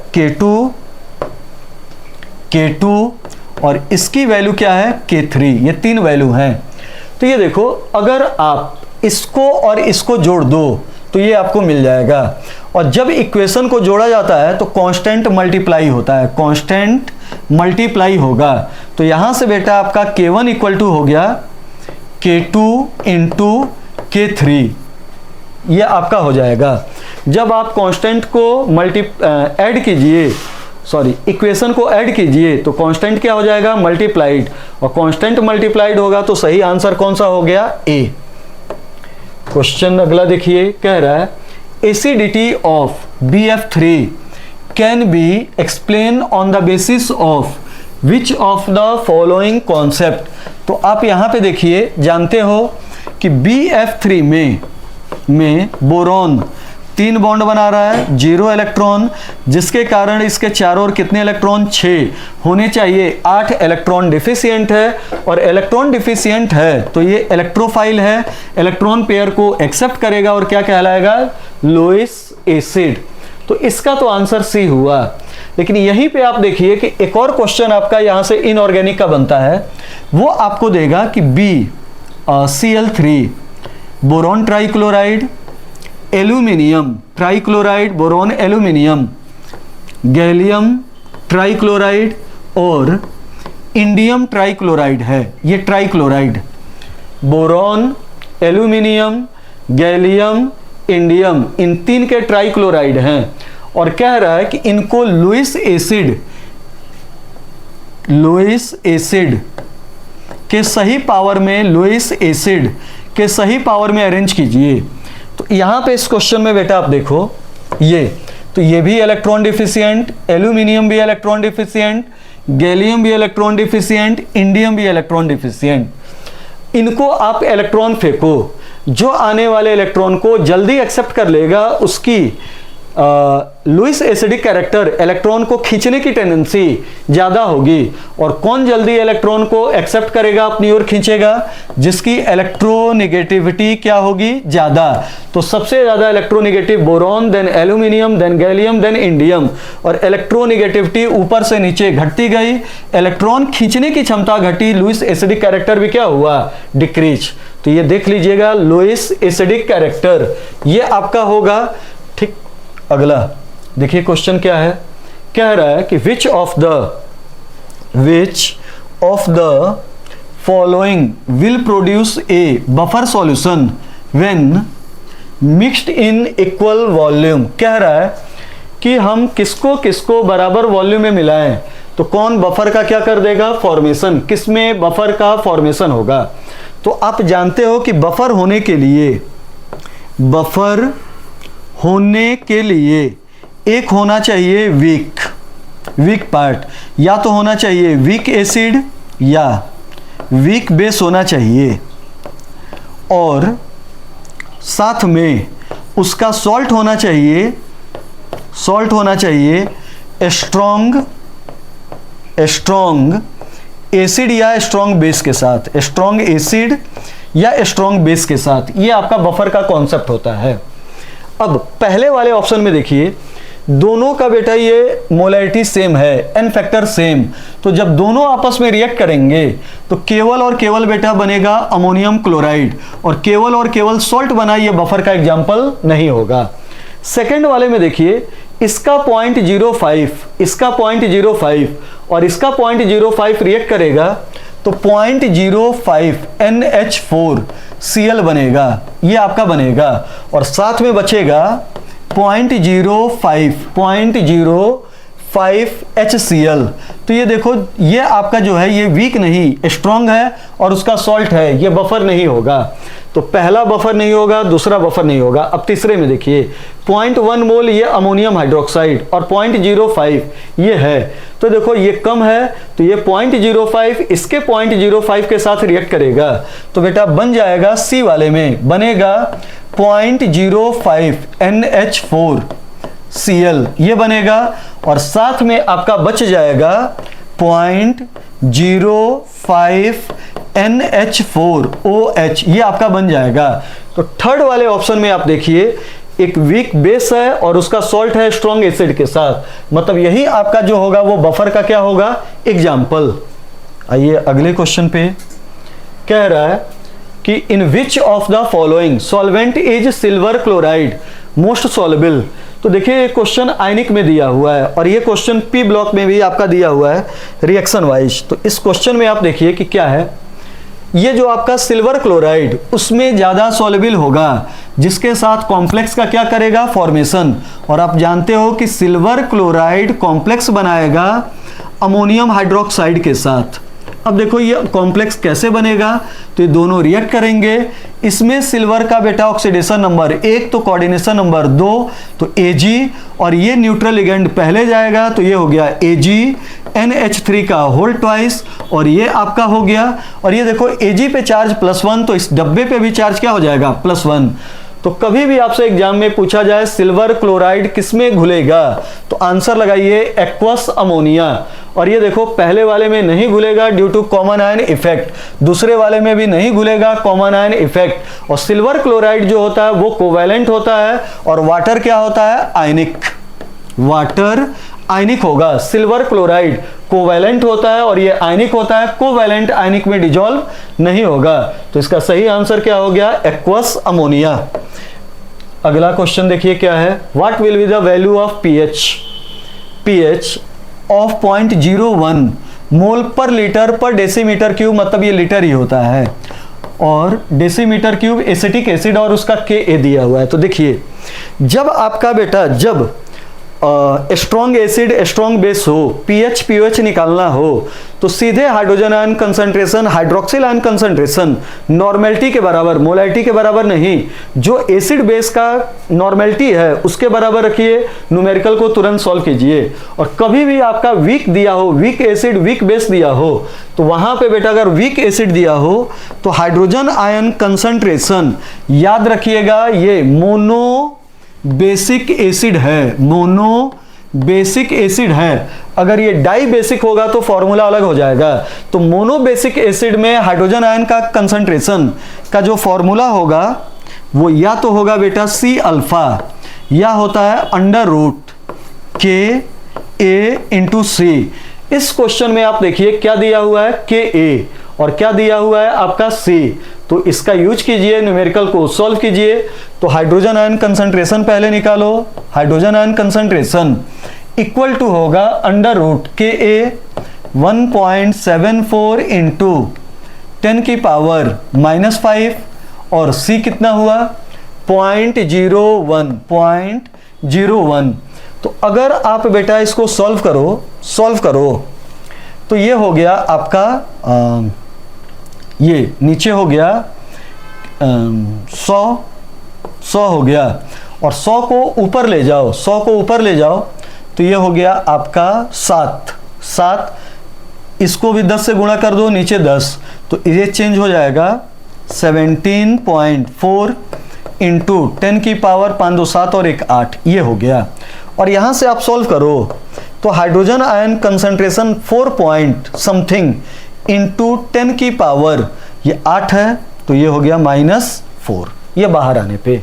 तो हाइड्रोजन आयन कंसंट्रेशन बेटा आपका इतना आया। अब यहां से आप पीएच को कैलकुलेट कीजिए, तो पीएच इक्वल टू होगा negative log hydrogen ion concentration, और इस चीज को सॉल्व करके करिए तो ये होगा pH equal to 4 minus log 4 point something होगा, 4 माइनस लॉग 4 की वैल्यू लगभग होगी 0.3010 होती है 2 की लॉग, हाँ 2 की, तो ये 0.4 पॉइंट समथिंग है, तो ये आपका हो गया 0.6 से थोड़ा सा सॉरी लॉग 2 की वैल्यू होती है 0.3, तो ये हो गया 0.6। 4 में से 0.6 निकाल दीजिए तो ये कितना आ गया 3.4। तो यहाँ पे आपका जो आंसर होगा वो कितना हो गया 3.4, ये देख लीजिए। अगला आइए अगले क्वेश्चन में कह रहा है कि Ka for acetic acid is इतना, Kb इतना, pH ऑफ इतना। तो देखिए जो pH पूछ रहा है ये केवल और केवल सॉल्ट है, pH बफर का नहीं है, ये केवल और केवल जिसके बारे में बेटा बात कर रहा है ये सॉल्ट। तो इस सॉल्ट को आराम से लिख दीजिए अमोनियम एसीटेट, अमोनियम एसीटेट, आराम से सुनते चलिए। CH3 double bond OO NH4 plus, ये हुआ अमोनियम एसीटेट। और ढंग से देखिए तो अमोनियम एसीटेट जो है ये वीक एसिड होगा प्लस वीक बेस का सॉल्ट होगा। और जब इसके पीएच का फॉर्मूला बनता है, जब भी सॉल्ट हाइड्रोलिसिस में बेटा आपके पीएच का फॉर्मूला बनेगा तो जो वीक होता है वो फॉर्मूला में रहता है, उसका pKa फॉर्मूले में रहेगा। तो यहां पे देखिए ये वीक एसिड है तो इसका फॉर्मूले में pKa रहेगा और साथ में क्या रहेगा pKb। क्लियर हो गया। फॉर्मूले में C नहीं रहेगा, कंसंट्रेशन नहीं रहेगा। कभी भी बेटा वीक एसिड वीक बेस की सॉल्ट हाइड्रोलिसिस हो तो उसका कोई भी term hydrolysis constant pH pOH कुछ भी निकालो वो कंसंट्रेशन पे डिपेंड, सॉल्ट के कंसंट्रेशन पे डिपेंड नहीं करेगा और ना ही बेटा आपका दिया हुआ है। अब देखिए फॉर्मूला इसके लिए कैसे लिखा जाता है, तो पीएच इक्वल टू हाफ तो जानते ही हो, ब्रैकेट में आप जानते हो कि होगा pKw। और इधर देखिए जो बोल रहे हैं इसको रट जाइएगा, कभी भी वीक एसिड और वीक बेस का सॉल्ट हो तो उसके पीएच के फॉर्मूले में पहला साइन प्लस और दूसरा साइन होगा माइनस। पहले लगा दीजिए A मतलब pKa और बाद में क्या लगा दीजिए pKb। क्लियर हुआ। तो ये तो आपका बेटा बना फॉर्मूला। अब यहां पे देखिए इसमें Ka जो दिया है ये 1.8 दिया है, Ka जो आपका दिया है 1 × 10⁻⁵। तो हमें इसको pKa में चेंज करना होगा और Kb बेटा भी उतना ही दिया हुआ है तो इसको भी pKb में चेंज करना होगा। लेकिन खुद सोचो इसको pK pKb, Ka बराबर Kb है तो pKa बराबर pKb होगा तो ये दोनों टर्म क्या हो जाएगा कैंसिल। और जब दोनों टर्म कैंसिल हो जाएगा तो केवल और केवल क्या बचेगा pKw, जिसकी नॉर्मल वैल्यू रूम टेम्परेचर पे वैल्यू स्टैंडर्ड वैल्यू कितनी होती है 14। 14 को 2 से डिवाइड करो तो आंसर क्या हो जाएगा 7। आंसर जो आपका होगा वो आपका कितना हो जाएगा 7। आंसर होगा 7। आइए अगले क्वेश्चन पे कह रहा है which of the following options be correct for half stage of half completion of the reaction. तो बताओ जब हाफ आपका हो जाएगा तो delta G not equal to हो जाएगा -2.303 RT log Kc और हाफ टाइम पे आधा रिएक्टेंट होगा आधा प्रोडक्ट होगा तो Kc की वैल्यू कितनी 1 और log 1 की वैल्यू आप जानते हो कितना 0। तो ये 0 ये कर दो तो पूरा क्या हो जाएगा 0। तो ये देखो delta G not equal to 0 होगा।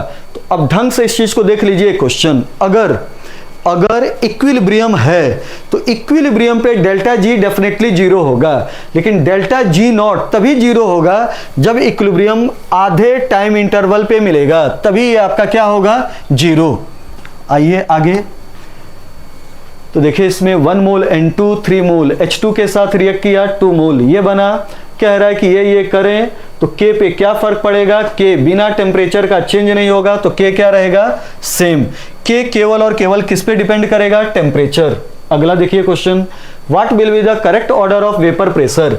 तो बेटा जो वेपर प्रेशर होता है वेपर प्रेशर ये बॉइलिंग पॉइंट के इनवर्सली होता है, आप जानते हो। अब आप जानते हो कि इन तीनों में वाटर में हाइड्रोजन बॉन्डिंग तो इसकी बॉइलिंग पॉइंट सबसे ज्यादा।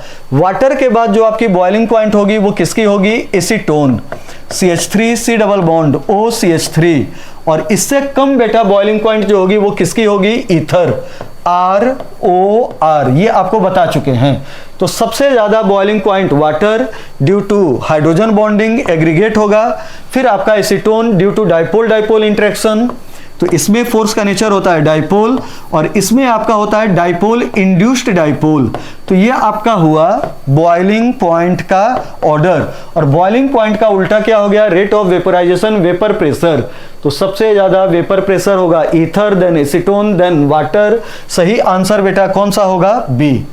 आइए अगले क्वेश्चन पे, in which of the following reaction the equilibrium remains unaffected on addition of a small amount of argon at constant volume। देख लीजिए यहाँ पे दिया हुआ है constant volume। अगर कभी भी इक्विलिब्रियम कांस्टेंट वॉल्यूम पे आप इनर्ट गैस को मिलाइए तो कांस्टेंट वॉल्यूम पे कोई भी बेटा इफेक्ट नहीं होगा। तो आंसर कौन सा जाएगा आपका डी। आइए अगले क्वेश्चन पे, कह रहा है pH of solution of a strong acid. अच्छा क्वेश्चन है, एग्जाम्पलर का है। कह रहा है कि pH of A solution of a strong acid is 5, pH इतना है। What will be the pH of the solution? Solution obtained after diluting the given solution 100 times। कह रहा है कि एक सॉल्यूशन है जिसकी pH, एक सॉल्यूशन है जिसका pH कितना है 5, उसमें हमने 100 गुना डाइल्यूशन कराया, तो फाइनल सॉल्यूशन का pH क्या होगा। तो ये देखिए, हमने डाइल्यूशन के बाद हाइड्रोजन आयन कंसंट्रेशन, तो पहले हाइड्रोजन आयन कंसंट्रेशन है pH 5 है, तो हाइड्रोजन आयन कंसंट्रेशन बेटा 10 की पावर -5। पहले pH 5 तो हाइड्रोजन आयन कंसंट्रेशन इनिशियल 10 की पावर -5, और हमने डाइल्यूशन 100 गुना बढ़ाया, इसका मतलब कंसंट्रेशन 100 गुना घटाया। डाइल्यूशन 100 गुना बढ़ाया तो कंसंट्रेशन 100 गुना घटाया। तो फाइनल हाइड्रोजन आयन कंसंट्रेशन जो है, फाइनल हाइड्रोजन आयन कंसंट्रेशन ये आपकी आई 10 की पावर -7। क्लियर हुआ। अब यहाँ पे फाइनल हाइड्रोजन आयन कंसंट्रेशन 10 की पावर -7 आई, और ये कैलकुलेट करके आप पीएच निकालो तो पीएच आएगा 7, और कभी भी एसिड का पीएच 7 नहीं होगा, कभी भी एसिड का पीएच 7 नहीं होगा। आप इस कॉन्सेप्ट का यूज कीजिए और पीएच निकालिए इतने से, तो pH 7 आएगा। और कभी भी बेटा एसिड का pH 7 या 7 से ज़्यादा नहीं होता है। अगर ऐसा है तो आंसर आपका गलत है। अब सुनिए, ये जो हाइड्रोजन आयन कंसंट्रेशन है, ये करने के बाद ये 10 की पावर -7 आ चुका, 10 की पावर -7 आ चुका, मतलब जो कंसंट्रेशन है वो बहुत कम है, और कंसंट्रेशन बहुत कम मतलब उसमें पानी भी एक्ट कर रहा है, डाइल्यूशन में पानी का भी इफेक्ट हो रहा है। तो इसके कंसंट्रेशन में आप पानी का कंसंट्रेशन जोड़ दीजिए, तब फाइनल आपका हाइड्रोजन आयन कंसंट्रेशन आएगा। तो यहाँ पे देखिए, दोनों को जोड़िए तो कॉमन आ गया 10 की पावर -7, एक बचा, तो ये आपका हो गया 2, तो ये हो गया 2 × 10 की पावर -7। अब आप pH निकालिए, तो pH इक्वल टू होगा 7 - log 2, और आप जानते हो log 2 की वैल्यू 0.3 होता है, तो 7 - 0.3 कीजिए तो ये लगभग 6.7 के आसपास आंसर आएगा, और ये क्या हो गया C। अगले पे देखिए क्या है, कह रहा है the solubility of BaSO4 barium sulphate in water is 8 × 10 की पावर -4। कह रहा है कैलकुलेट इट्स सॉल्बिलिटी इन, ये भी बेटा अच्छा क्वेश्चन ढंग से देखिएगा, सॉल्बिलिटी इन 0.01 मोल पर लीटर ऑफ सल्फ्यूरिक एसिड, ये आपका क्वेश्चन है। कह रहा है if the solubility of barium sulphate in water is 8 × 10 की पावर -4, कह रहा है कि कैलकुलेट इट्स सॉल्बिलिटी इन इतना mole litre of sulphuric acid. तो ये सॉल्बिलिटी पूछ रहा है, तो देखिए इसको लिखिए BaSO4 ये आपका है। अब जानते हो कि BaSO4 टूटेगा, BaSO4 टूटेगा तो ये टूटेगा बेरियम आयन और सल्फेट आयन। इस टाइप का कभी भी क्वेश्चन आए तो ये जो कंपाउंड है, इस कंपाउंड के KSP की वैल्यू हमें आनी चाहिए, और आप जानते हो कि इस कंपाउंड के KSP की वैल्यू होगी S × S। बिना KSP का बेटा ये न्यूमेरिकल सॉल्व नहीं होगा। ठीक, तो अब मान लो इसकी सॉल्बिलिटी S है, तो एक टूट रहा है, एक बन रहा है, तो ये हुआ S और ये भी क्या हुआ S। क्लियर हो गया, इसकी भी सॉल्बिलिटी हो गई S। क्लियर। अब यहाँ पे इसकी KSP की जो वैल्यू है वो कैलकुलेट करो, तो S × S कर दो, तो ये हो गया 64 × 10 की पावर -8। ये यहाँ पे इस टाइप के क्वेश्चन को सॉल्व करने के लिए इस कंपाउंड के KSP की वैल्यू की रिक्वायरमेंट होगी। बेरियम सल्फेट बेटा टूटा, तो ये बेरियम आयन और सल्फेट आयन में, मान लो इसकी सॉल्बिलिटी S है, तो इसकी भी S होगी और इसकी भी क्या होगी S।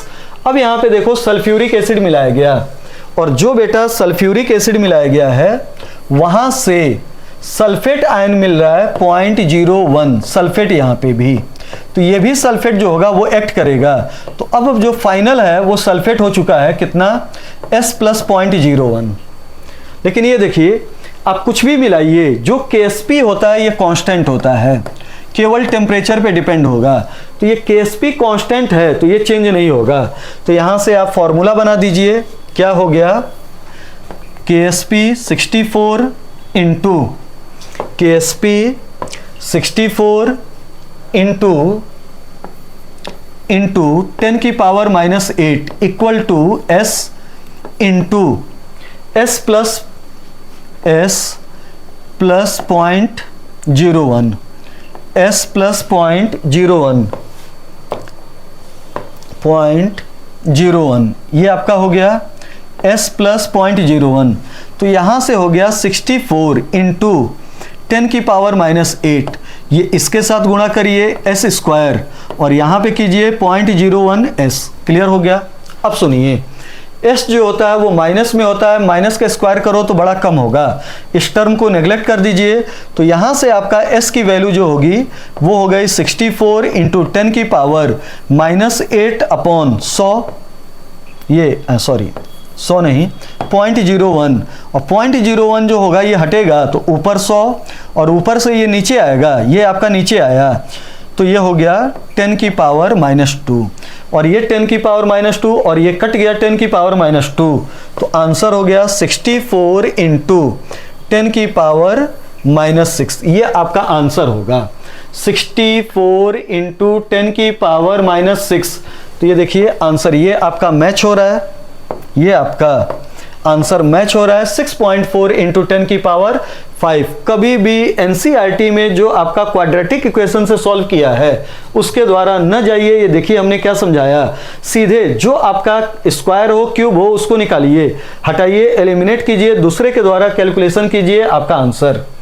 अगला देखिए क्या है, कह रहा है calculate the pH of A solution formed by mixing equal volume of two solution A and B strong acid having pH 6 और pH 4। एग्जामिनर कह रहा है कि हमारे पास एक एसिड है जिसका pH कितना है 4 और दूसरा है जिसका pH कितना है 6, दोनों को मिला दिया गया फाइनल सॉल्यूशन, दोनों एसिड है, फाइनल सॉल्यूशन का pH क्या होगा। कभी भी बेटा इस टाइप का क्वेश्चन है वॉल्यूम सेम कहे तो आप क्या करो, पहले एक तरीका देखिए, क्या करिए कि आंसर जो होता है आंसर छोटे वाले के पास लगाइए, छोटे वाले के पास, और छोटे वाले में से कितना घटा दीजिए 0.3, तो आंसर हो जाएगा 3.7। अब इसका कैलकुलेशन देखिए, जब भी दो एसिड दोनों का वॉल्यूम सेम, दो एसिड दोनों का वॉल्यूम क्या है सेम, और दोनों को मिलाओ तो फाइनल पीएच क्या होगा, दोनों के बीच में होगा, दोनों के बीच में होगा, छोटे वाले के पास होगा, दोनों के बीच में होगा, छोटे वाले के पास होगा, और छोटे वाले से कितना कम होगा आपका 0.3। तो ये आपका 0.3 दोनों के बीच में होगा, ये थोड़ा सा गलत हो गया, दोनों के बीच में होगा, और 4 में कितना जोड़ दीजिए, छोटे वाले में कितना जोड़ दीजिए 0.3, तो आंसर क्या आ गया 4.3।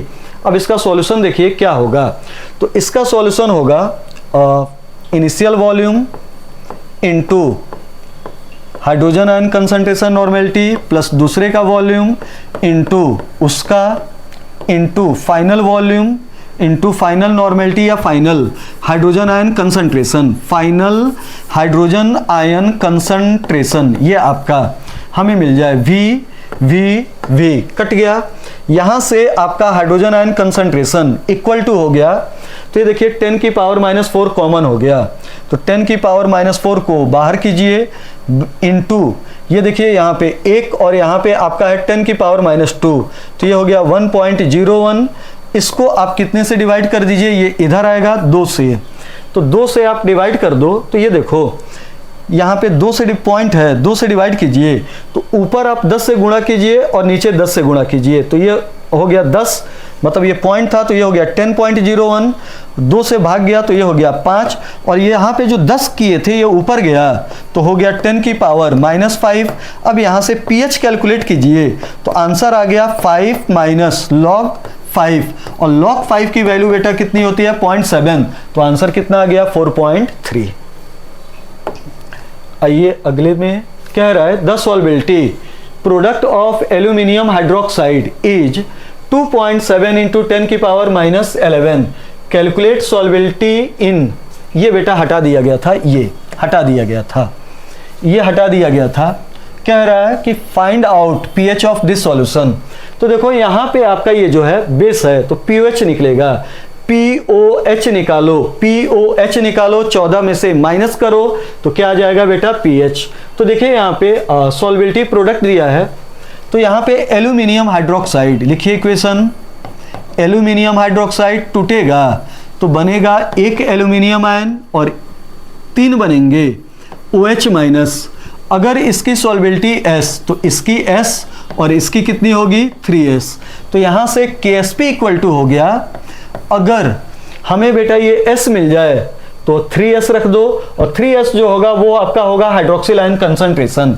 तो KSP इक्वल टू हो गया S इंटू 3S का क्यूब। तो यहां से आपका हुआ S इंटू 27S क्यूब, तो ये हो गया आपका 27S की पावर 4।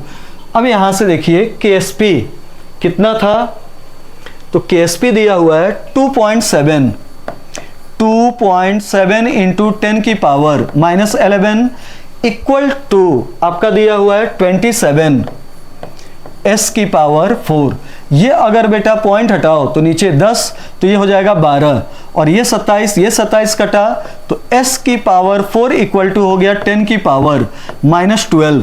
तो यहाँ से S सॉल्युबिलिटी इक्वल टू हो जाएगा 10 की पावर 4 नहीं 3, ये हमारा S निकल गया। और जो हाइड्रोक्सिल आयन कंसंट्रेशन है, एक एल्युमिनियम हाइड्रोक्साइड टूट रहा है तो हाइड्रोक्सिल आयन कंसंट्रेशन किसके बराबर है 3S। तो यहाँ से हाइड्रोक्सिल आयन कंसंट्रेशन जो होगा वो 3S के बराबर होगा। तो ये हो गया 3 इंटू 10 की पावर माइनस 3। यहाँ से आप POH निकालो तो POH इक्वल टू होगा 3 माइनस log 3 और log 3 की वैल्यू बेटा कितनी होगी 0.2।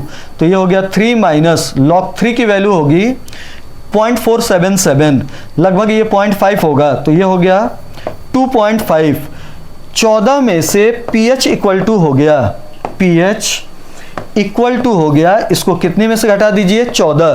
तो 14 में से आप 2 पॉइंट घटाइए तो आंसर कितना हो गया 12.5। तो इसका सही आंसर होगा, क्या गलत हुआ है, 14 में से 2 गया 12 और 12 में से पॉइंट घटाइए 5 तो 11.5। इसका आंसर कौन सा हो जाएगा C। आंसर जो होगा वो कौन सा हो गया C। आइए अगले क्वेश्चन पे। तो देखिए इसमें आप मैच कीजिएगा, लिक्विड वेपर ये आपका होता है बॉइलिंग पॉइंट, क्लियर हुआ। लिक्विड सॉलिड ये आपका होता है मेल्टिंग पॉइंट, और सॉलिड और वेपर हो तो ये क्या होगा सब्लिमेशन। सॉलिड और वेपर हो तो ये बेटा क्या होगा सब्लिमेशन। अब ये देखिए एक सॉल्यूट में इतना हम पानी मिलाए कि ये सॉल्यूशन बना, और ये देखिए इक्विलिब्रियम मिल गया। इक्विलिब्रियम तभी मिलता है जब सॉल्यूशन क्या होता है सैचुरेटेड। तो यहाँ पे ये सैचुरेटेड सॉल्यूशन होगा तो ये किस में जाएगा पहला। तो इसका जो रे होगा वो हो गया पहला, मैच कर लीजिएगा। आइए अगले पे, ये सिंपल क्वेश्चन है आप खुद कीजिए। अगला ये क्वेश्चन आज कई बार बताया जा चुका है आपको, 53, इसका एक्सप्लेनेशन कई बार हो चुका है। अगर डेल्टा G0 की वैल्यू 0 से ज़्यादा तो K की वैल्यू 1 से कम, अगर डेल्टा G0 की वैल्यू 0 से कम तो K की वैल्यू 1 से ज़्यादा, और डेल्टा G0 0 मतलब K की वैल्यू कितनी होगी 1। तो ये आपका मैचिंग हुआ। अगले पे आइए, कह रहा है कि मैच द, अच्छा इस क्वेश्चन को जब भी किया कीजिए तो पढ़िए कि क्या पूछ रहा है। तो ये देखिए कंजुगेट एसिड पूछ रहा है, मतलब ये जो है ये खुद क्या है बेस। ये मैचिंग है तो क्वेश्चन सिंपल है, एग्जाम में ये कंफ्यूज करता है। ये देखिए इसका कंजुगेट एसिड पूछ रहा है, मतलब ये क्या है बेस, और बेस जो होता है वो हाइड्रोजन आयन एक्सेप्ट करेगा। बेस हाइड्रोजन आयन एक्सेप्ट करेगा। तो अमोनिया ने हाइड्रोजन आयन एक्सेप्ट किया तो अमोनियम आयन बना, कार्बोनेट ने हाइड्रोजन आयन एक्सेप्ट किया तो कार्बोनिक एसिड बना, वाटर ने एक्सेप्ट किया तो हाइड्रोनियम आयन बना, HSO4 माइनस ने एक्सेप्ट किया तो क्या बना सल्फ्यूरिक एसिड। तो ये आपका मैचिंग हुआ। अगला क्वेश्चन नंबर 55, फिर बेटा वही है। देखिए इक्विलिब्रियम पे डेल्टा जी भी जीरो होता है, डेल्टा जी नॉट भी जीरो होता है condition wise. Spontaneous reaction, spontaneous reaction के लिए डेल्टा जी की वैल्यू नेगेटिव होती है और के की वैल्यू 1 से क्या होगी, ज्यादा, तो इसका हो गया 4। और इसका क्या हो गया, नॉन स्पॉन्टेनियस के लिए डेल्टा जी की वैल्यू पॉजिटिव होगी, के की वैल्यू 1 से क्या होगी, कम। तो ये आपका हुआ क्वेश्चन नंबर 56। देखिए क्या कह रहा है, कह रहा है increasing order of acidity of hydrogen halide HFHCl ये सेम पीरियड में हाइड्राइड के केस में, हाइड्राइड के केस में आप लेफ्ट टू राइट जाओ तब भी एसिडिक कैरेक्टर बढ़ेगा, और टॉप टू बॉटम आओ तब भी बेटा एसिडिक कैरेक्टर क्या होगा, बढ़ेगा। लेफ्ट टू राइट जाओ तब भी बढ़ेगा, टॉप टू बॉटम आओ तब भी बढ़ेगा। इधर एक्सप्लेन होता है इलेक्ट्रोनिगेटिविटी, मतलब पोलैरिटी, पोलैरिटी से एक्सप्लेन होता है। और ये वाला जो एक्सप्लेन होता है वो बॉन्ड लेंथ से आपका एक्सप्लेन होगा।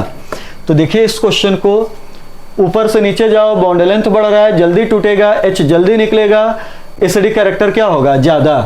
फिर कह रहा है कि while comparing acid formed by the elements belonging to same group, same period नहीं, मतलब बॉन्ड लेंथ की बात कर रहा है। HA bond strength is more important factor in determining acidity of an acid than polar nature of the bond। तो बेटा दोनों सही है और assertion रीजन को करेक्ट एक्सप्लेन भी कर रहा है। तो ये आपका बेटा टोटल फिजिकल केमिस्ट्री का एक्सप्लेनेशन था। कल आपको ये ऑर्गेनिक का भी पूरा का पूरा एक साथ मिल जाएगा। धन्यवाद।